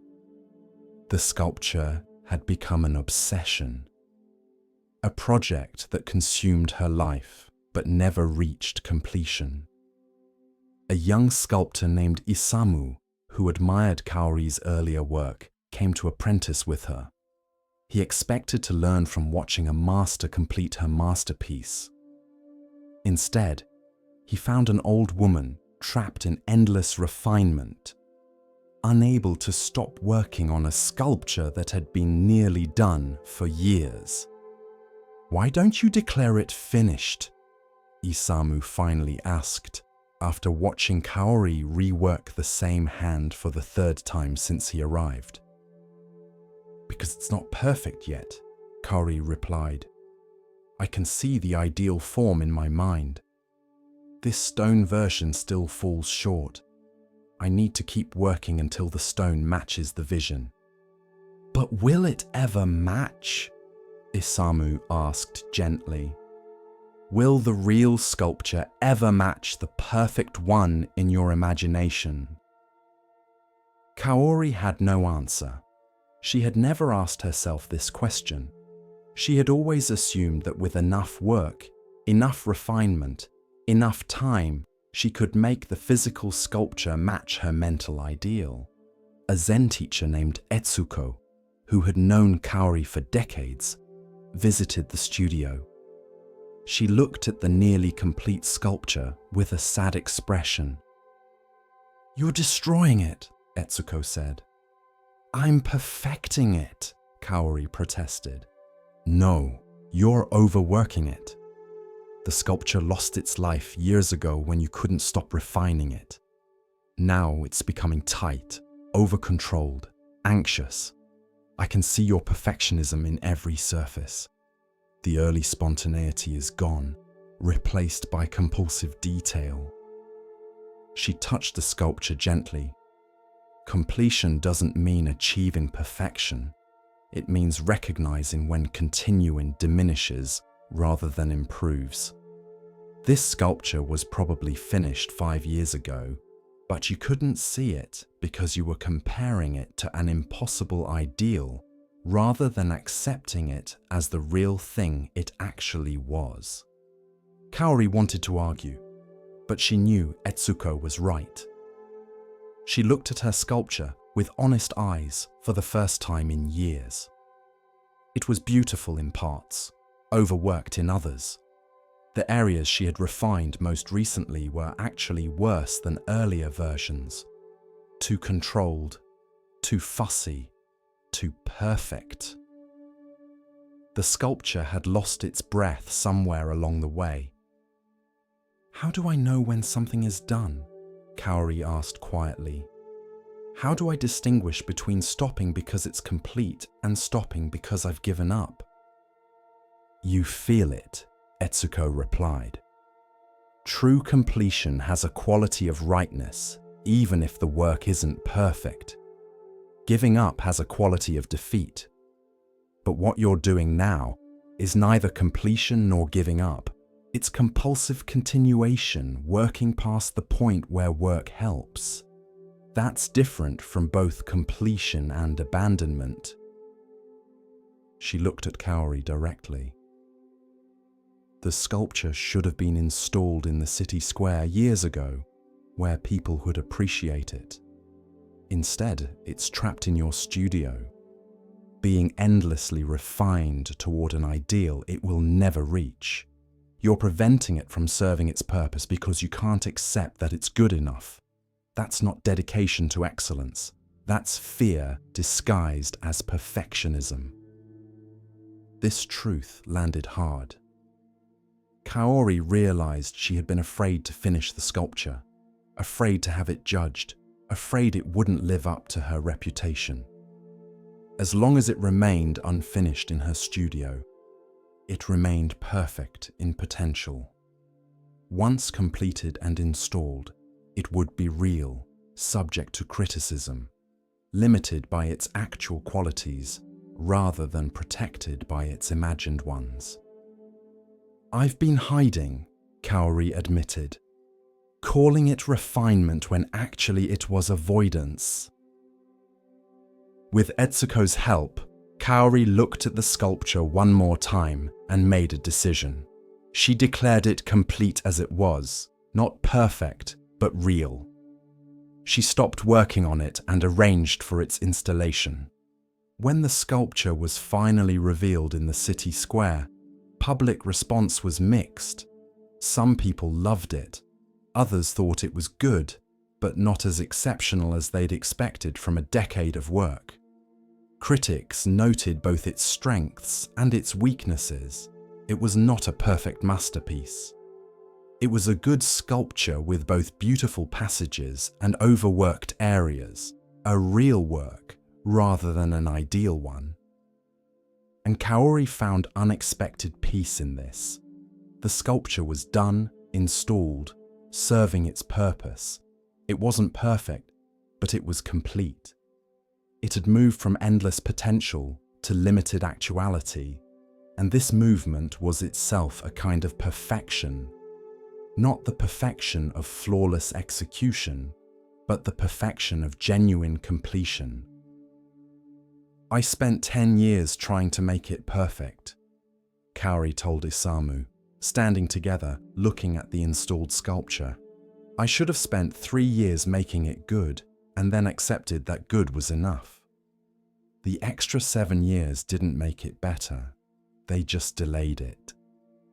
Isamu asked, "But how will you know with your next work? How will you know when to stop?"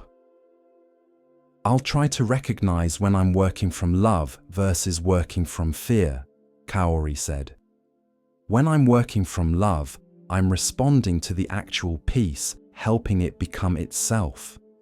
When I'm working from fear, I'm trying to make it match an impossible ideal, trying to protect myself from criticism or judgment. The work from fear doesn't improve the piece. It just makes it tighter, more controlled, more dead." She touched a rough area of the sculpture that she had always intended to smooth further. "See this? For years I planned to refine it, but now I see it gives texture, life, contrast. My perfectionism wanted to eliminate it, but actually it's one of the better parts. Sometimes what we think is incomplete is actually just real, And real includes roughness, includes elements that don't match the ideal. In her remaining years, Kaori created several more sculptures, and each one she completed more quickly than the last. She learned to recognize the moment when a work was done, not perfect, but complete. She learned that completion meant allowing the work to be what it actually was, rather than endlessly pushing it toward what it might ideally be. My final work taught me that sometimes completion means stopping, not finishing, she told students. Sometimes good enough is actually excellent, because continuing would diminish rather than improve. Sometimes the work is done when you can let it go, not when it's perfect. Tonight, as you rest, you might consider what in your life needs completion rather than more refinement. What projects, relationships, phases, identities have you been endlessly working on, unable to declare them finished because they don't match your ideal? What would it mean to accept them as complete, as good enough, as done? Completion doesn't require perfection. It requires recognition that continuing is no longer serving the work or serving you. It requires courage to let the real thing exist, rather than protecting the imagined perfect thing by keeping it perpetually incomplete. Rest now in completion. Let yourself be done with some things, not because they're perfect, but because they're finished. Let yourself stop refining and start living with what actually is, rather than what might ideally be. The sculptor's final work teaches that holding on too long destroys as surely as letting go too early. Learn to recognize the difference, and then, when it's time, let go. Continuing along the path of Zen insight, we pause now to hear a teaching about perception and hidden value. Listen carefully to the next story. At the edge of a village stood a house whose small garden received almost no direct sunlight. Tall buildings on either side cast shadows that leave the garden in shade for all but an hour each day. The previous owners had tried repeatedly to grow sun-loving flowers and vegetables, but everything either died or grew weak and spindly, stretching desperately toward the brief sliver of light. When Yuki moved into the house, neighbors warned her about the garden. "Nothing grows there," they said. "The shade is too deep. Better to pave it over and use it for storage." But Yuki looked at the shaded space differently. "It's not that nothing can grow here," she said. "It's that sun-loving plants can't grow here. The garden isn't bad. It's just suited for different things than the previous owners were trying to grow." She began researching plants that thrived in shade, ferns that loved the dim moisture, hostas with broad leaves that caught what little light appeared, shade-loving flowers that bloomed in muted colors, but with delicate beauty. Instead of fighting the garden's nature, she worked with it. Within a year, Yuki's shaded garden was lush and beautiful. It didn't look like sunny gardens with their bright flowers and robust vegetables. It had a different aesthetic, subtle, cool, mysterious. The greens were deeper, the flowers were more delicate. The whole space had a quality of quiet richness that sun-blasted gardens never achieved. Neighbors who had declared the space hopeless came to see what Yuki had created. They were amazed, though some were still dismissive. "It's pretty," one neighbor said, "but it's not a real garden. Real gardens have tomatoes and sunflowers and bright colors. Your garden is just making the best of bad conditions. Are its conditions bad? Yuki asked. Or just different conditions? These ferns and hostas are barely surviving. They're thriving. They're doing exactly what they evolved to do in exactly the kind of environment they need. The previous owners failed because they tried to grow sun plants in shade.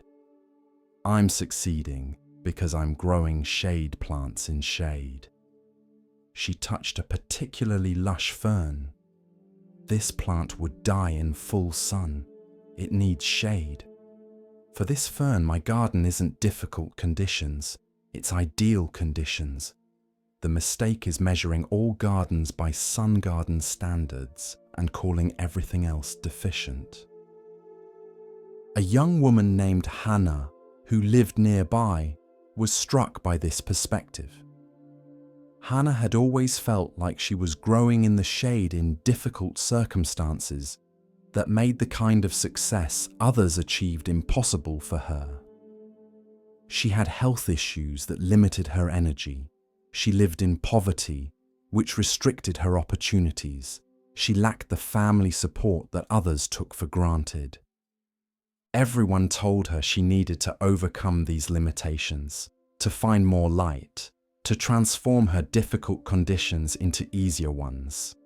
But what if, like Yuki's garden, she just needed to stop trying to grow like a sun plant and instead discover how to thrive as a shade plant? She came to talk with Yuki about this idea. I feel like I'm always failing, Hana admitted, because I can't achieve what healthy, wealthy people with family support achieve. I'm trying to grow tomatoes in shade, basically. But I don't know what the equivalent of shade plants would be for a human life. Yuki walked her through the garden, explaining her choices. See how I chose plants that need less energy? That's like you choosing work that fits your energy levels rather than jobs that demand more than you can give. See how I selected plants that thrive in cool, moist conditions?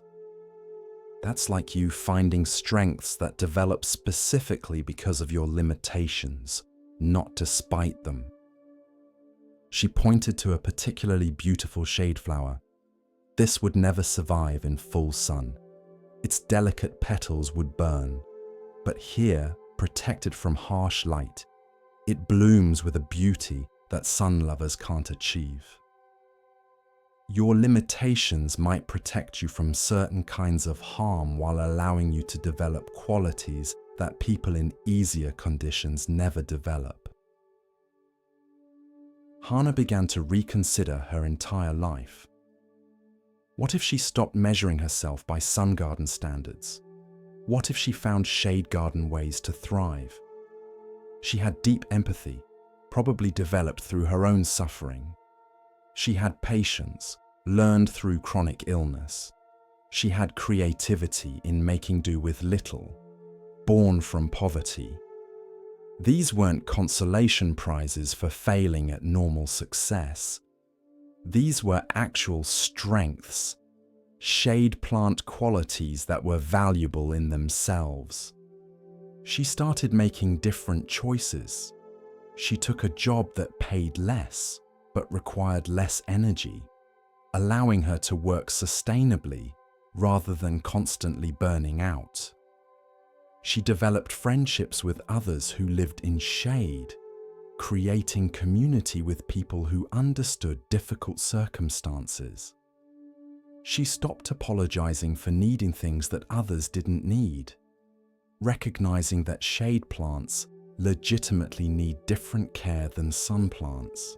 Word spread about Yuki's garden and the perspective it represented.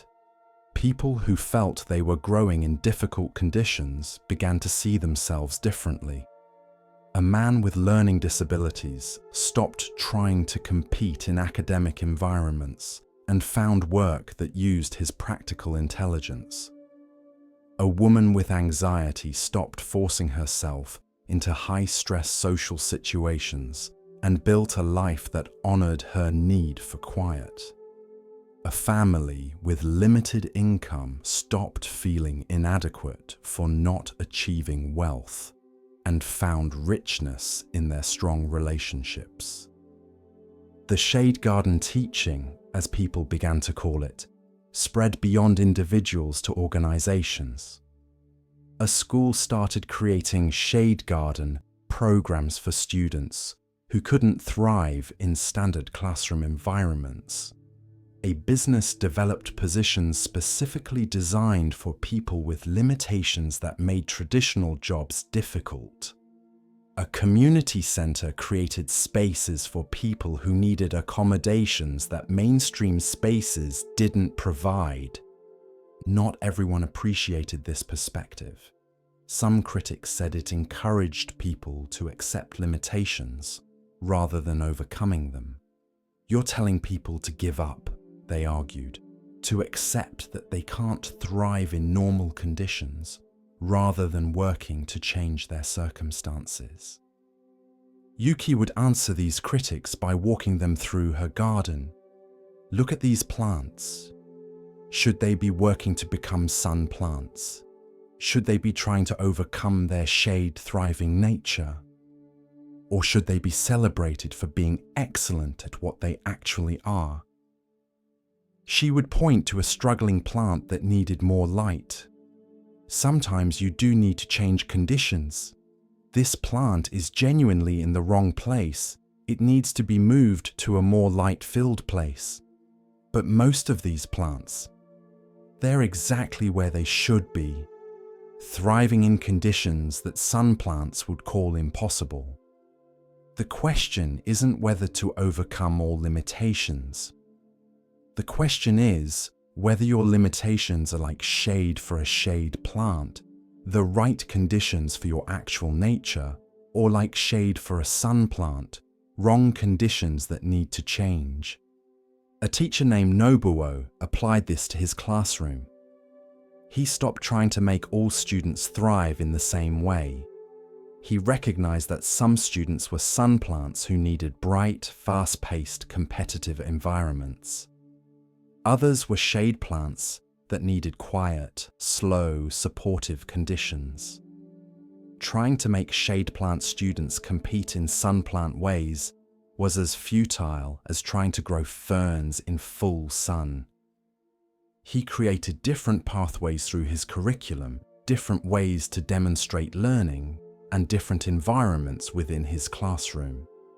And he found that students he had previously considered struggling were actually thriving. They just needed shade garden conditions to show what they could do. Years later, Yuki's garden became something of a pilgrimage site for people living in difficult circumstances. They would come to see that lushness was possible even in shade, that beauty didn't require ideal conditions, that thriving could look different from what sunny gardens showed.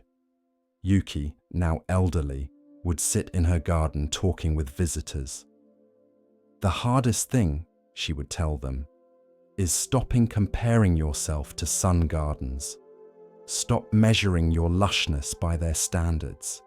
Stop trying to be bright when your beauty is subtle. Once you accept that you're a shade garden, once you stop apologizing for it and start working with it, you discover possibilities you never knew existed. She would touch the ferns and hostas she had planted decades earlier, now mature and magnificent. These plants are barely surviving in bad conditions. They're thriving in ideal conditions for their nature. The shade isn't their obstacle, it's their element. And the same might be true for you. Tonight, as you rest, you might reconsider the shade you're growing in. The difficult conditions you've been taught to see as obstacles might actually be the right environment for who you actually are. Not who you think you should be, not who sun gardens demand, but who you actually are. Stop trying to grow sun plants in shade. Stop measuring yourself by standards designed for different conditions. Start asking, What does thriving look like for a shade plant? What can I grow that loves these exact conditions? What beauty can emerge specifically because of these limitations, not despite them? Rest now in your shade garden. Let yourself be a fern, a hosta, a delicate shade flower. Stop burning yourself trying to bloom in full sun. Sink into the cool moisture of your actual conditions and discover what wants to grow there. Shade isn't a deficiency. It's just a different light. And different light creates different beauty. Trust that yours is worth growing.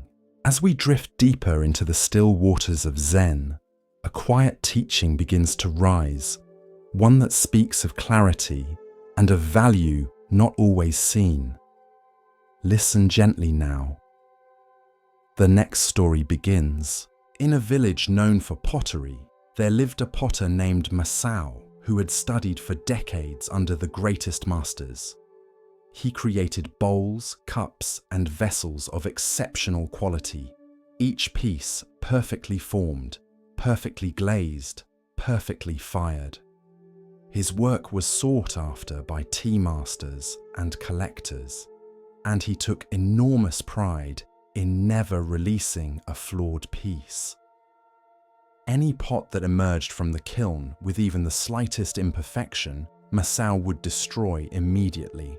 A hairline crack, an uneven glaze, a slight asymmetry, these were intolerable failures in his eyes.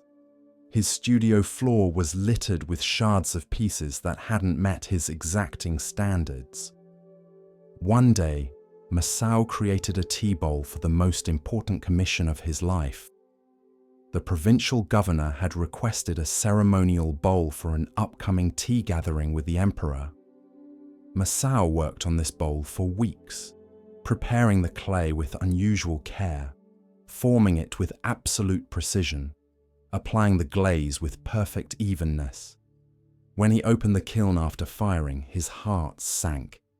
The bowl was magnificent in form, perfect in proportion, beautiful in color. But there, running from the rim down the side, was a crack. Not a dramatic break, but a fine line that compromised the bowl's perfection. Masao's first instinct was to smash it immediately, as he did with all flawed work. But the deadline was close, and he had no time to create another bowl of this quality. He sat staring at the cracked bowl, torn between his standards and his practical needs. Finally, he decided to show it to the governor and explain the situation, offering to work day and night to create a replacement. When he presented the bowl and apologized for its flaw, the governor examined it carefully. "This crack," the governor said, tracing it with his finger. "It's interesting. It adds something to the piece. It makes it unique." "It makes it flawed," Masao protested. "A tea bowl should be perfect. This crack means the bowl could fail, could break apart entirely. It's a structural weakness."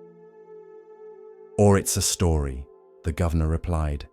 "This bowl is telling us something, that even in our most careful efforts, nature has its own say. The fire does what it will. The clay responds according to its own nature. Your perfect technique met forces beyond your control, and this crack is the conversation between them." He held the bowl up to the light. "I think I'll use this bowl for the emperor's tea." A perfect bowl says nothing except, "Look how skilled the potter is." This bowl says something more interesting. "Look how skill and accident can create something neither could create alone." Masao was unconvinced but had no choice. The governor kept the cracked bowl. On the day of the emperor's visit, Masao attended the tea ceremony, anxious about his flawed work being used in such an important context. The emperor held the bowl, examining it from every angle. He paused at the crack, running his thumb along it thoughtfully. Masao held his breath, certain his reputation was about to be destroyed. "This crack," the emperor said finally, "is the most honest thing in this entire ceremony. Everything else is pretending to be perfect. The precise movements, the practiced words, the carefully arranged flowers. But this bowl admits it's not perfect. It shows its vulnerability. And in doing so, it invites us to be real rather than ceremonial." He looked directly at Masao. "Did you make this crack deliberately?" "No, Your Majesty," Masao admitted. "It's a flaw. I almost destroyed the bowl because of it." "Then it's a gift," the emperor replied. "A deliberate crack would be pretentious, a manufactured authenticity. But this crack happened. The bowl is showing us the truth of its making, that fire and clay have their own will, that perfection is an illusion, that beauty can include what we consider flaws." After the ceremony, a renowned tea master approached Masao. "That bowl is the finest piece you've ever created."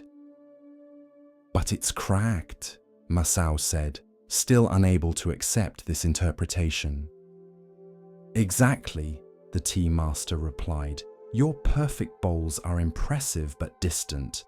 They're so perfect they feel inhuman, unreal. But this bowl with its crack is approachable. It's marked by the actual process of its creation.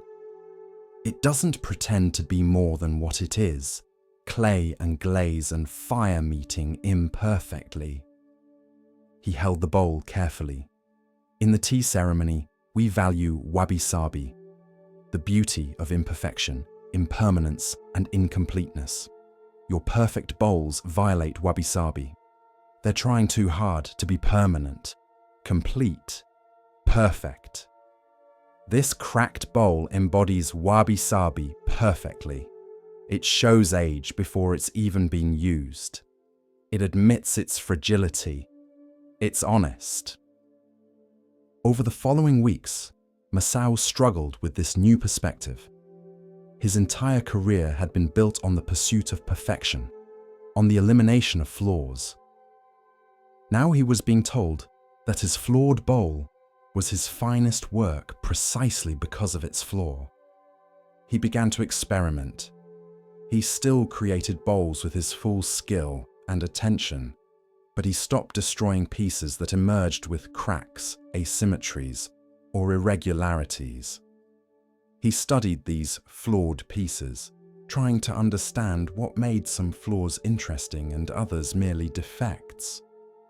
He discovered something subtle. There were flaws that came from carelessness or poor technique, and these did diminish the work. But some flaws came from the honest interaction of materials and fire, and these often added something that perfect technique alone could never achieve. The cracked bowl became famous.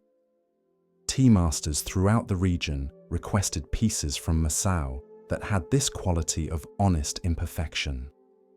He became known not for perfect bowls, but for bowls that told the truth of their making, that showed the conversation between intention and accident, control and surrender. "I spent 30 years trying to eliminate every flaw," Masao would tell students who came to learn from him. "I thought my job was to impose my will perfectly on clay and fire. But actually, my job is to create conditions and then allow the fire to have its say. The crack in that bowl taught me that some of what I called flaws were actually the fire's contribution to the work. I was rejecting collaboration, insisting on control. The crack showed me a better way." He would show students two bowls, one perfect by traditional standards, one marked by a crack or asymmetry. Which is more beautiful? The answer depends on what you value. If you value technical mastery and perfect execution, choose the perfect bowl. If you value honesty and the authentic marks of process, choose the cracked one. Neither is wrong, but I wasted decades making only one kind of bowl because I couldn't see value in the other. A young potter asked, "So should we try to make flawed pieces? Should we create cracks deliberately?" "No," Masao replied firmly. "Deliberate cracks are dishonest, just a performance of imperfection. Do your best work, use your full skill and attention, then accept what emerges, including the flaws. Some flaws you'll need to recognize as failures, results of inattention or poor technique that you can learn from. But some flaws you'll need to recognize as gifts, contributions from forces beyond your control that add something you couldn't have planned." He held up the famous cracked bowl, now aged and stained from years of use. "This bowl has served the emperor and countless tea masters. The crack never caused it to fail. Instead, the crack gave it character, made it memorable, and allowed it to teach something that perfect bowls never could. What I considered its fatal flaw was actually its finest feature." Tonight, as you rest, you might reconsider your own cracks, your own flaws, the things about yourself or your life that don't meet your standards of perfection. What if some of these aren't failures but features? What if what you consider your greatest weakness is actually adding something that strength alone never could? The cracked bowl served perfectly. Its flaw didn't prevent it from holding tea. It enhanced its ability to hold meaning. Your flaws might work the same way. They might not prevent you from serving your purpose. They might deepen it, make it more honest, more relatable, more real. Rest now in acceptance of your cracks. Not every imperfection is a gift, but some are. Not every flaw adds value, but some do. The question isn't whether you're perfect. You're not, and you never will be. The question is whether your imperfections are honest marks of your making, authentic results of your interaction with forces beyond your control. Those kinds of flaws don't diminish you. They complete you. The potter's cracked bowl teaches that perfection isn't always the goal. Sometimes the goal is authenticity, honesty, and the willingness to show the truth of your process, including its imperfections. Sleep now as a cracked bowl, flawed but functional, imperfect but honest, broken in ways that somehow make you more whole. With each breath, we continue our journey through the wisdom of Zen, where the smallest stone may hold the greatest truth. Here starts the next story. In a coastal city, there lived a renowned mapmaker named Genji, who had charted more territory than any cartographer of his generation. His maps were detailed, accurate, and highly sought after by merchants, explorers, and military leaders. Every island, every coastline, every mountain range he documented was rendered with precision. But Genji had a practice that other mapmakers mocked. Whenever his knowledge ended, whenever he reached the limits of what had been explored and documented, he would leave the map blank. Large white spaces appeared on his charts, marked only with the words "unknown territory," or sometimes just left empty. Other mapmakers found this approach unprofessional. They would fill in the blank spaces with speculation, with reports from unreliable sources, with educated guesses. A map should be complete, they would argue. Blank spaces make it look unfinished. Blank spaces are honest, Genji would reply. They tell the truth, that we don't know what's there. Filling them with guesses tells a lie, that we do know. But the criticism stung, especially when clients would choose other mapmakers' complete maps over Genji's honest but incomplete ones. People wanted certainty, even false certainty. They wanted maps that told them what lay everywhere, even if those maps were partly fiction. One season, a wealthy merchant named Ichiro commissioned Genji to create a map for a trading expedition to distant islands. When Genji delivered the map, Ichiro was dismayed by the large blank areas. "What am I supposed to do with this?" Ichiro complained. "I need to know what's in these blank spaces. I need to plan my route." "What's in those spaces is unknown," Genji replied. "No reliable expedition has charted them. I can't tell you what I don't know." "But other mapmakers have filled in these areas," Ichiro protested. "They show islands, harbors, channels." "Based on speculation," Genji said. "Based on second-hand rumors and wishful thinking. If you sail using those maps, you'll be navigating by fantasy. My blank spaces at least tell you where certainty ends." Ichiro hired a different map maker who provided a complete map with no blank spaces. The expedition set sail using this fully detailed chart, confident in their route. 3 months later, the expedition returned, having lost 2 ships. They had found islands where the map showed open ocean, encountered reefs where the map showed safe passage, and wasted weeks exploring channels that didn't exist. The complete map had been worse than useless. It had been dangerous. Ichiro returned to Genji, chastened. "Your blank spaces would have saved lives. If I had known we were entering unknown territory, I would have proceeded cautiously. Instead, I trusted a map that pretended to know, and that false certainty led to disaster." "Blank spaces scare people," Genji acknowledged. "They remind us how much we don't know, how limited our understanding is. But pretending we know more than we do is worse than admitting our ignorance. The blank space says, 'Be careful here. Proceed thoughtfully.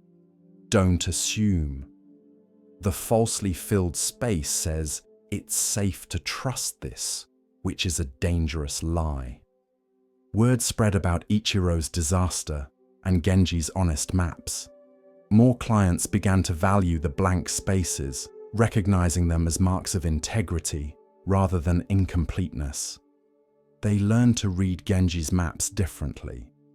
The detailed areas showed where knowledge was reliable. The blank areas showed where caution was needed. A young apprentice named Lin came to study with Genji.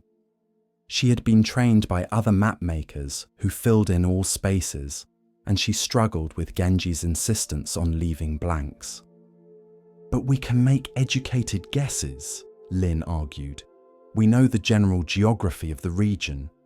We can estimate where islands are likely to be." "And we'd be wrong half the time," Genji replied. "An educated guess isn't knowledge. It's speculation with a fancy name. If you mark speculation as if it's fact, you're lying to whoever uses your map."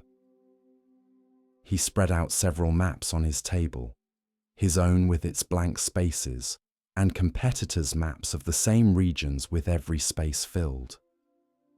These complete maps look more professional, more finished. But which is more honest? Which better serves someone trusting their life to the information?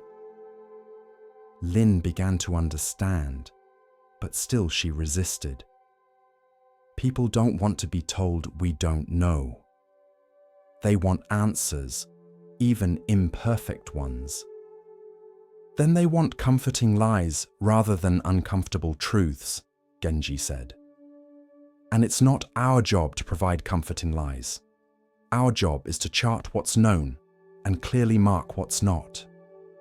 The blank space is information. It tells you something important.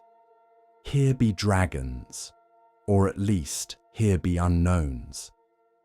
Proceed carefully. Over time, Lynn learned to value the blank spaces. She discovered that leaving areas blank required as much skill as filling them in.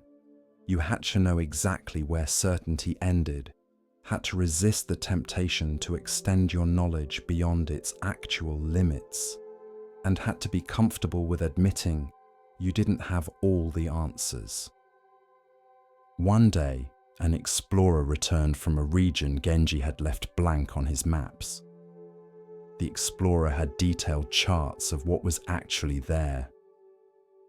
Your blank space wasn't really blank, the explorer said, showing Genji islands and coastlines that had been unknown before. Now it's not blank, Genji agreed, carefully adding the new information to his map. But it was blank until you explored it. That's how honest maps work.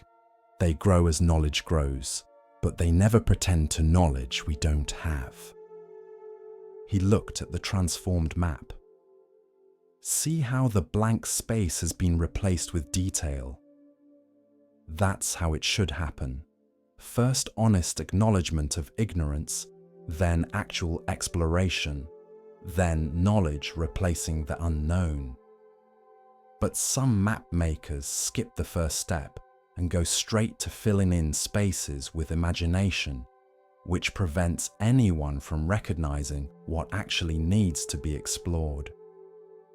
Years later, Genji's blank spaces became the very thing that made his maps valuable.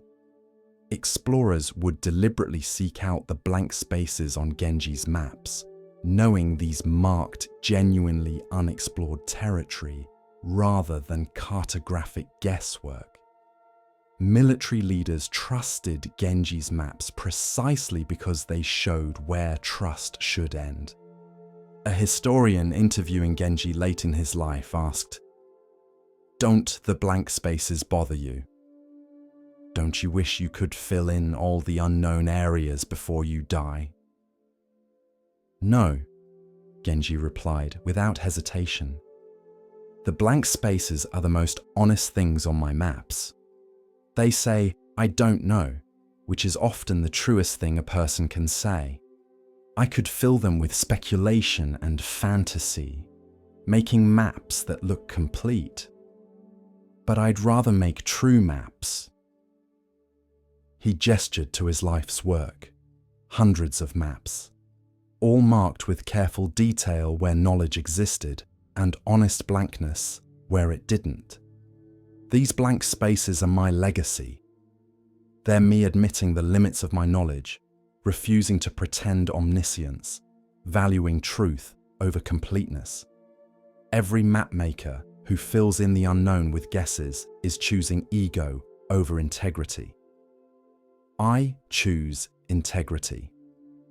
The historian looked at a particularly large blank space on one map. "Will this ever be filled in?" "Perhaps," Genji said.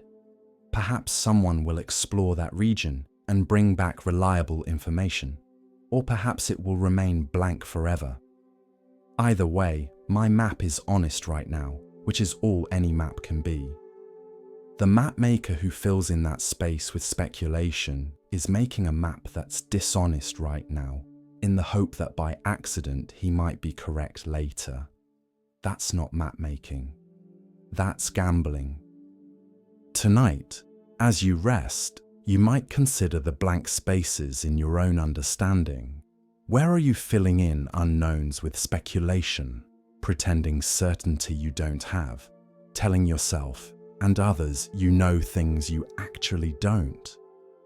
What would it mean to leave those spaces blank, to honestly mark them as unknown? The blank space isn't a failure. It's honesty.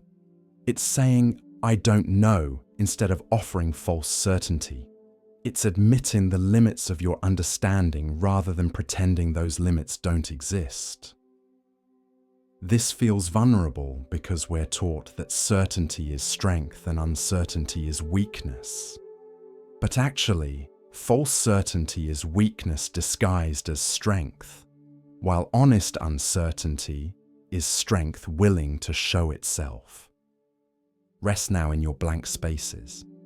Let yourself not know what you don't know. Let yourself mark large areas of your life, your future, your understanding as unknown territory. This isn't an admission of failure, it's commitment to truth. The mapmaker with blank spaces serves better than the one with false completeness. So do you. Your honest "I don't know" is more valuable than anyone's false "I'm certain." Sleep in the blank spaces tonight where truth lives. The path of Zen unfolds like morning mist, soft and patient. In this next tale, we are invited to see, beyond appearance, into essence. Listen carefully to the next story. In a valley between two mountain ranges, there was a river that confused everyone who saw it. Most rivers in the region flowed from high elevations to low, following gravity as rivers should. But this river appeared to run uphill, flowing from what looked like lower ground to higher ground, defying logic and nature. Villagers argued about the river for generations. Some said it was cursed, that supernatural forces made it run backwards. Others insisted it was an optical illusion, that the river only appeared to run uphill but actually didn't. A few claimed the river was evidence of magic in the world, proof that natural laws could be suspended. A scholar named Fumiko came to study the peculiar river. She was a woman who trusted observation over superstition, who believed that understanding came from careful study rather than easy assumptions. She spent weeks walking the river's length, taking measurements, making careful notes. What she discovered was unexpected. The river wasn't running uphill at all, though it certainly appeared to be. The optical illusion was created by the unusual topology of the valley. The way surrounding hills created a visual context that made lower ground appear higher and higher ground appear lower. When you adjusted for this visual distortion and looked at actual elevations, the river was flowing downhill as it should, following gravity perfectly. But there was a second discovery, more interesting than the first. There was a short section where the river actually did flow uphill, pushed by an underground spring with such force that it created a brief reversal of normal flow before gravity took over again. This wasn't magic or curse, it was hydrology, underground pressure overcoming gravity temporarily, a natural phenomenon that looked miraculous only because people didn't understand the forces involved. Fumiko shared her findings with the villagers, explaining the optical illusion and the underground spring. Some villagers were relieved to have the mystery explained. Others were disappointed. They had preferred the magical explanation to the scientific one. But an old farmer named Gonji said something that made Fumiko reconsider what she thought she'd discovered. "The river teaches something important," Gonji said.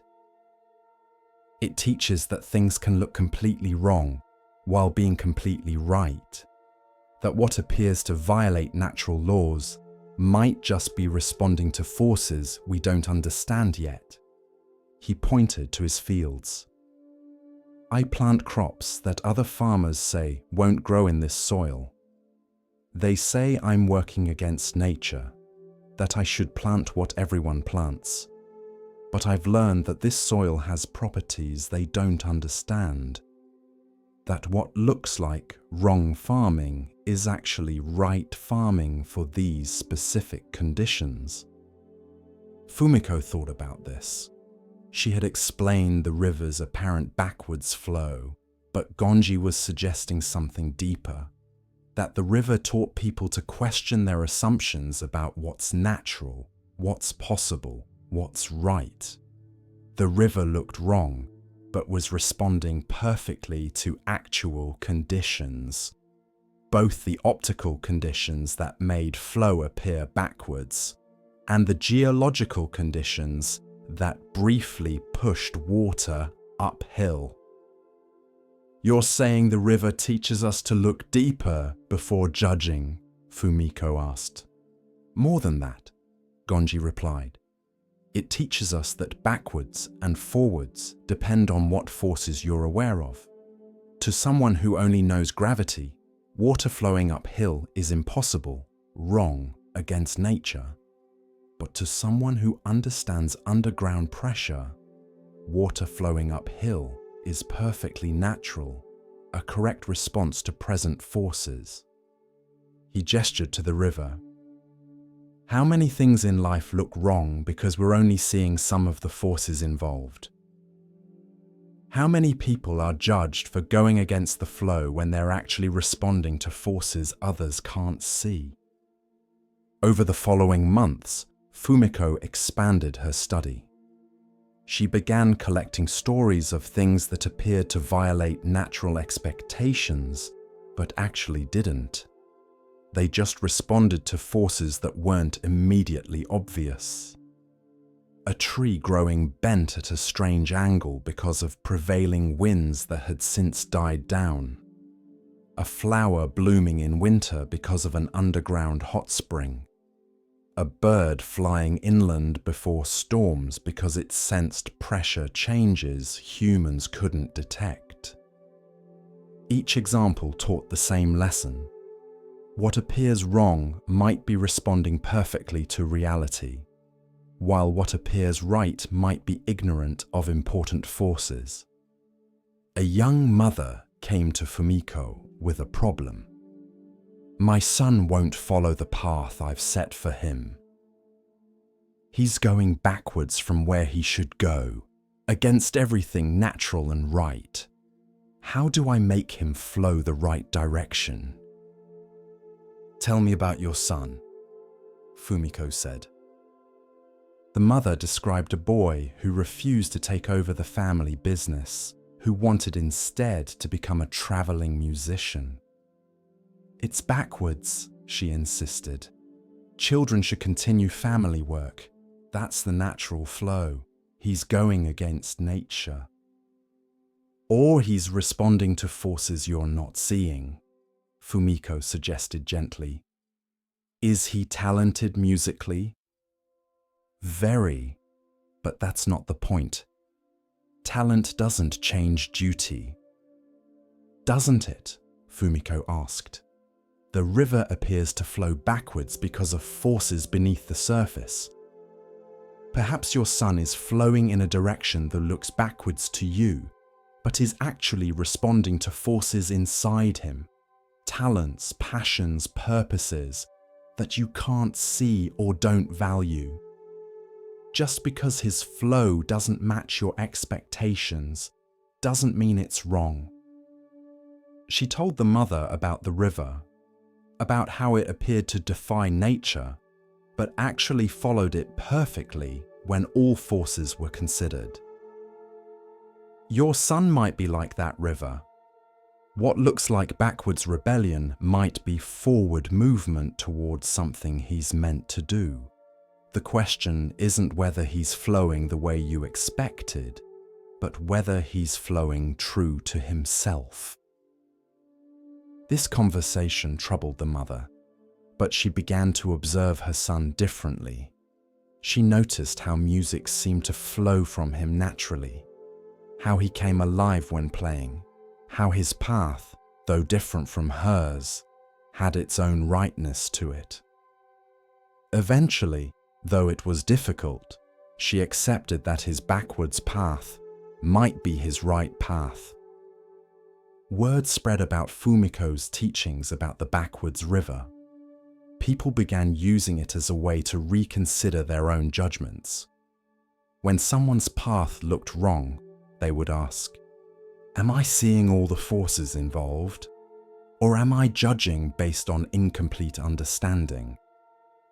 A magistrate applied this thinking to a legal case. A man had broken a law, but when the magistrate investigated deeper, he found forces that explained the law-breaking in a way that changed the judgment entirely. The man wasn't defying order. He was responding to a greater order that the law itself hadn't anticipated. A teacher applied it to a student who learned differently from others. Instead of judging the student as backwards or wrong, the teacher looked for the forces, the different cognitive patterns, the unique intelligences that made the student's apparently backwards approach actually forward for him. Years later, Fumiko's study of the backwards river had become famous beyond the valley. She was invited to give lectures, to advise rulers, to teach scholars. But she always returned to the river itself, watching its apparently impossible flow, using it to remind herself that understanding requires humility, that what appears wrong might be right in ways she hasn't yet grasped. A visiting philosopher asked her, "But aren't some things actually wrong? Doesn't your river teaching lead to excusing everything, to saying nothing is really backwards because we just don't understand the forces?" "No," Fumiko replied carefully. "Some things are genuinely wrong. They're responding to destructive forces like cruelty or ignorance or selfishness. The river teaches discernment, not relativism. It teaches us to look for forces we might not see before judging, but after looking, we still make judgments. The difference is, our judgments are informed by deeper understanding rather than surface appearance." She pointed to the river. "This river looks backwards, but isn't.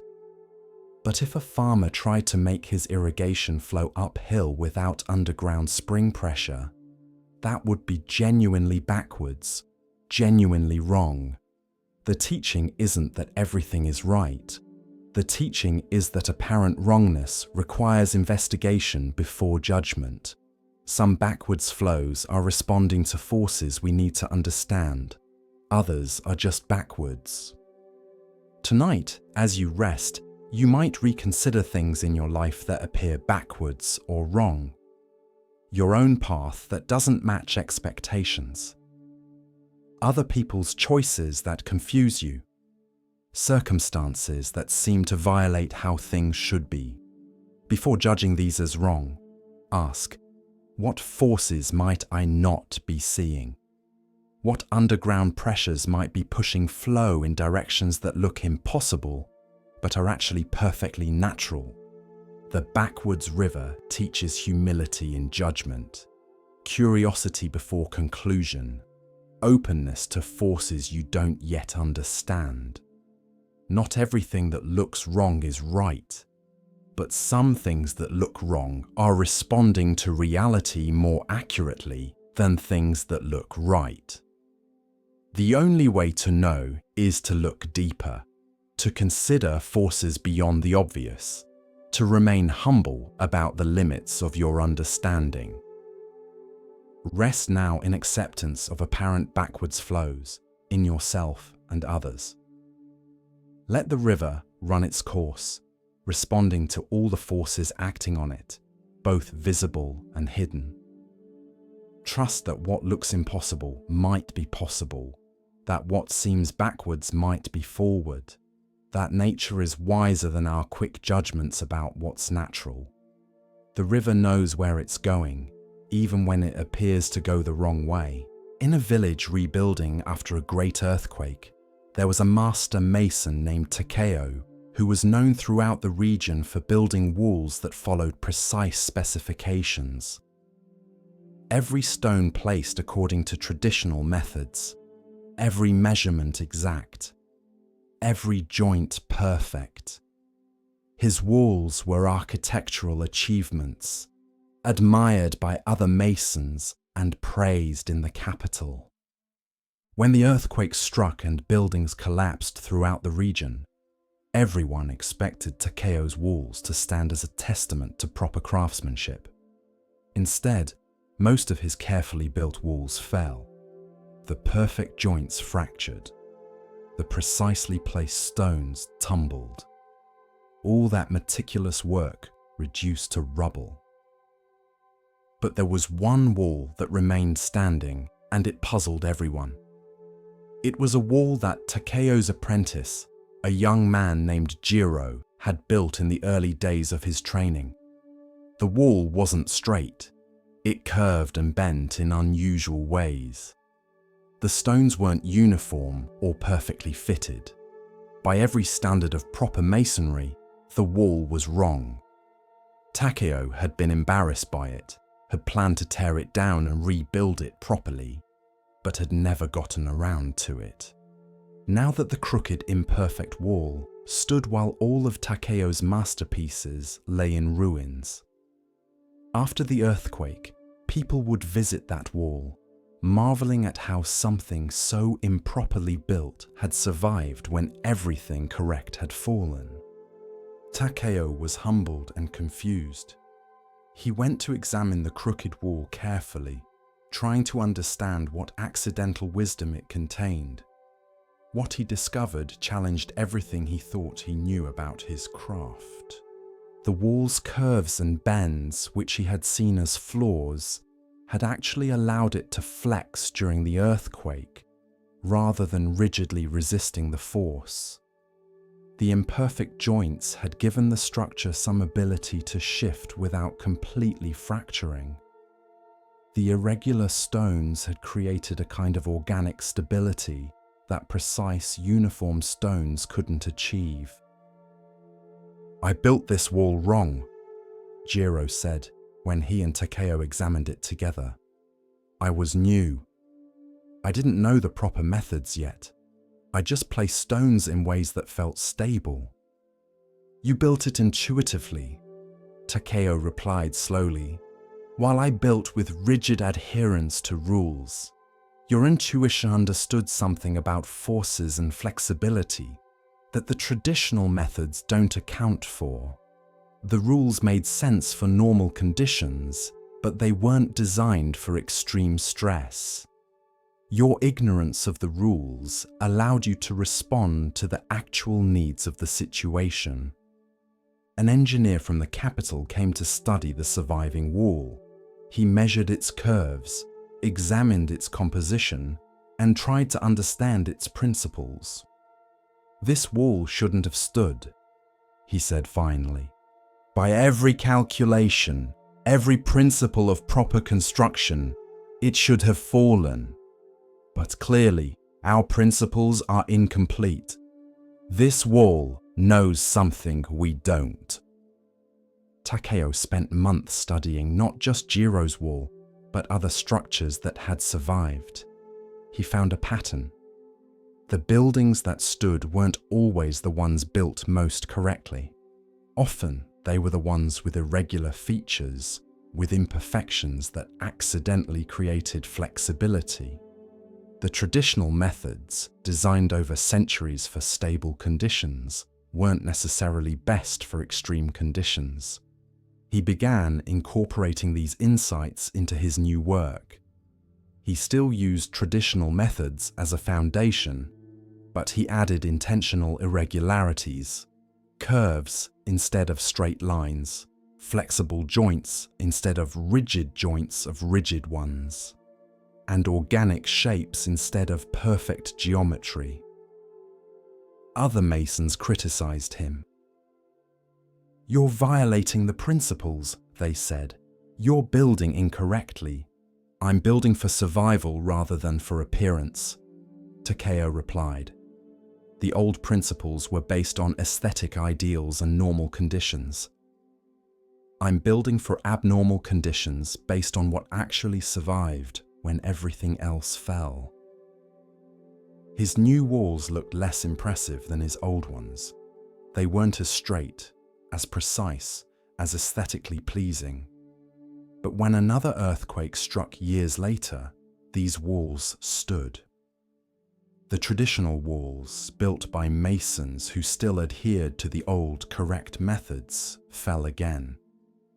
Takeo's irregular, imperfect walls flexed and bent and survived.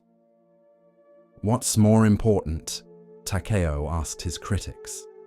Building correctly according to traditional standards, or building what actually works?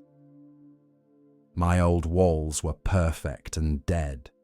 My new walls are imperfect and alive. He trained a new generation of masons in what he called flexible building. They learned the traditional methods, but also learned when to deviate from them, when to trust intuition over rules, and when to value survival over correctness. The crooked wall saved my life, Takeo would tell students. Not just physically, by remaining standing during the earthquake, but professionally and spiritually, by taught me that correctness isn't the same as truth. Something can be done exactly right according to established principles and still fail when conditions change. And something can be done wrong and still succeed because it responds to actual conditions rather than theoretical ideals. One student asked, "So should we ignore all the traditional methods?" "No," Takeo replied. "Learn them, understand them, but don't worship them. Rules are tools, not truths. They work until they don't. The crooked wall taught me to pay attention to what actually works, rather than what should work according to theory. Sometimes the imperfect, the irregular, the supposedly wrong thing contains wisdom that perfection misses." He would take students to see Jiro's wall, still standing decades after the earthquake that revealed its value. "This wall is a better teacher than any master mason," he would say. "It teaches that survival often comes from flexibility rather than rigidity, from imperfection that allows adaptation rather than perfection, that allows no variation. It teaches that what's wrong by one standard might be right by a more important standard." The wall became something of a shrine. People would visit it, touch it, and remember that sometimes what appears to be failure or imperfection is actually hidden success. That correctness and effectiveness aren't always the same thing. That rules have limits, and intuition has wisdom. Tonight, as you rest, you might consider the crooked walls in your life, the things you've done imperfectly, irregularly, against the rules or proper methods.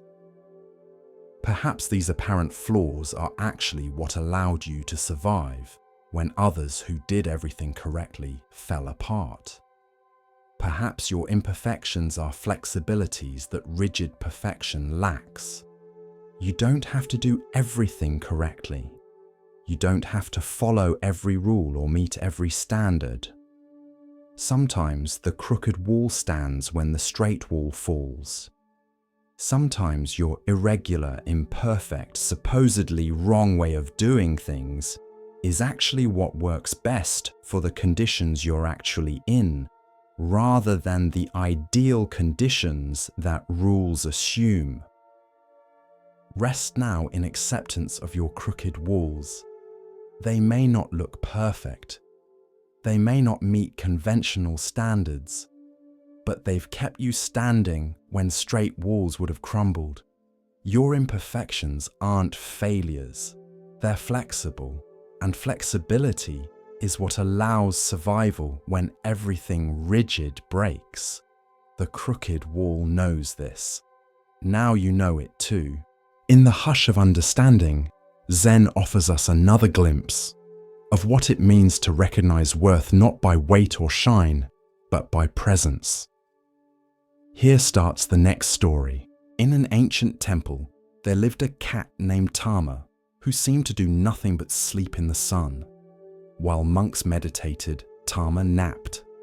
While monks worked, Tama lounged. While monks studied, Tama groomed herself lazily.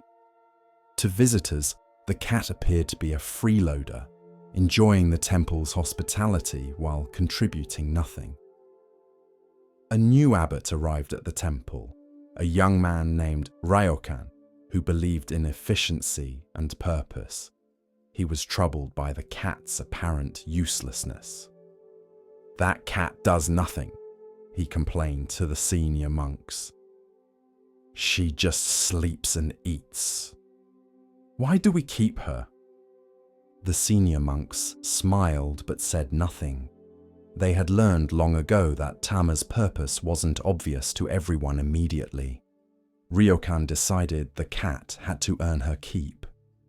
He began assigning her duties: chase mice in the storage rooms, patrol the gardens for pests, anything productive. But Tama ignored these assignments. She continued her routine of sleeping in sunny spots, occasionally stretching, maintaining her serene presence. Frustrated, Ryokan announced his intention to find the cat a new home. "We cannot justify feeding an animal that serves no purpose." That very night, as if to prove his point, mice invaded the temple's grain storage. Ryokan rushed to wake the cat, to put her to work catching these pests. But he couldn't find her. She wasn't in any of her usual sleeping spots. Then he heard it.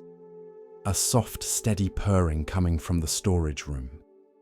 He opened the door and found Tama sitting perfectly still in the center of the room. She wasn't chasing mice. She wasn't even moving. She was just sitting, present, alert, purring quietly. And there were no mice in the room.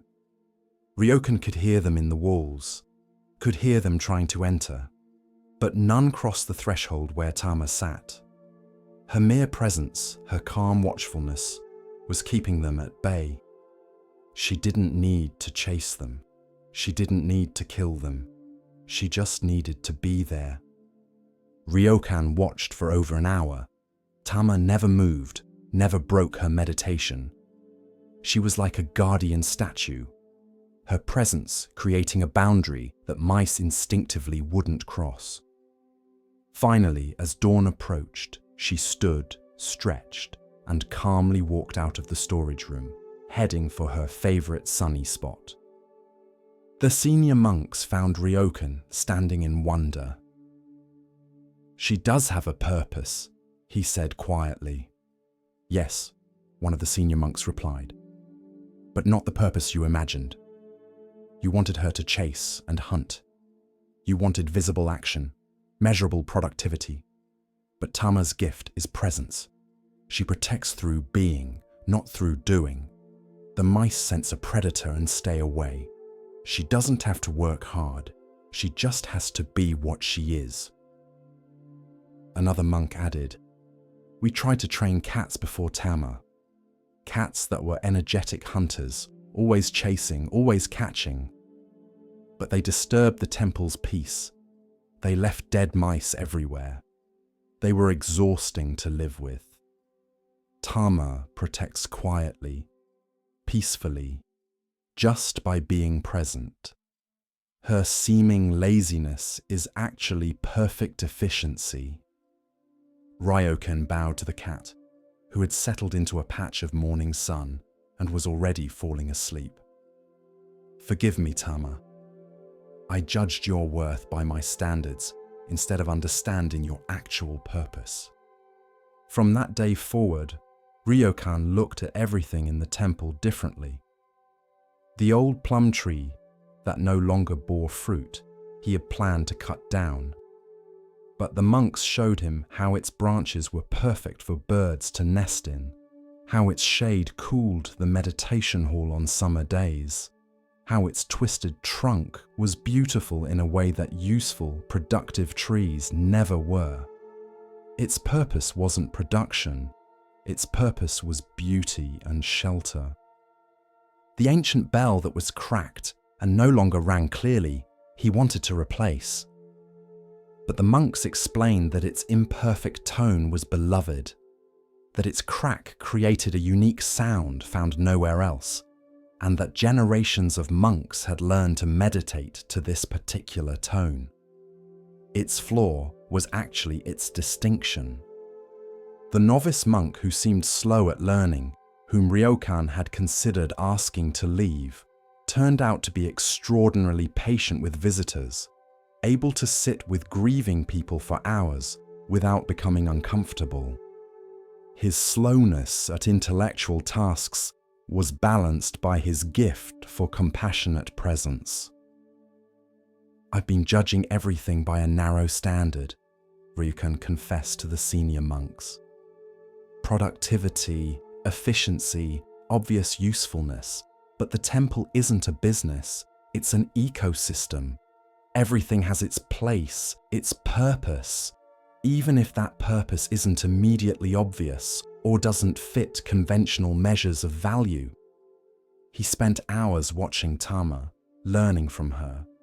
She seemed to do nothing, yet her presence maintained order. She appeared lazy, yet she was perfectly alert when needed. She looked like a burden, yet she contributed essential value. She taught that being can be as important as doing, that presence can accomplish what action cannot, that some purposes are served by appearing purposeless. One day, a wealthy donor visited the temple and was offended to see a cat sleeping on expensive cushions in the main hall. "Why do you allow this animal such privilege? She produces nothing." Ryokan smiled and told the story of Tama and the mice. "She produces protection through presence. She contributes peace through her serene being. Her value can't be measured in conventional terms, but it's real and essential. She teaches us that purpose isn't always about production or visible action.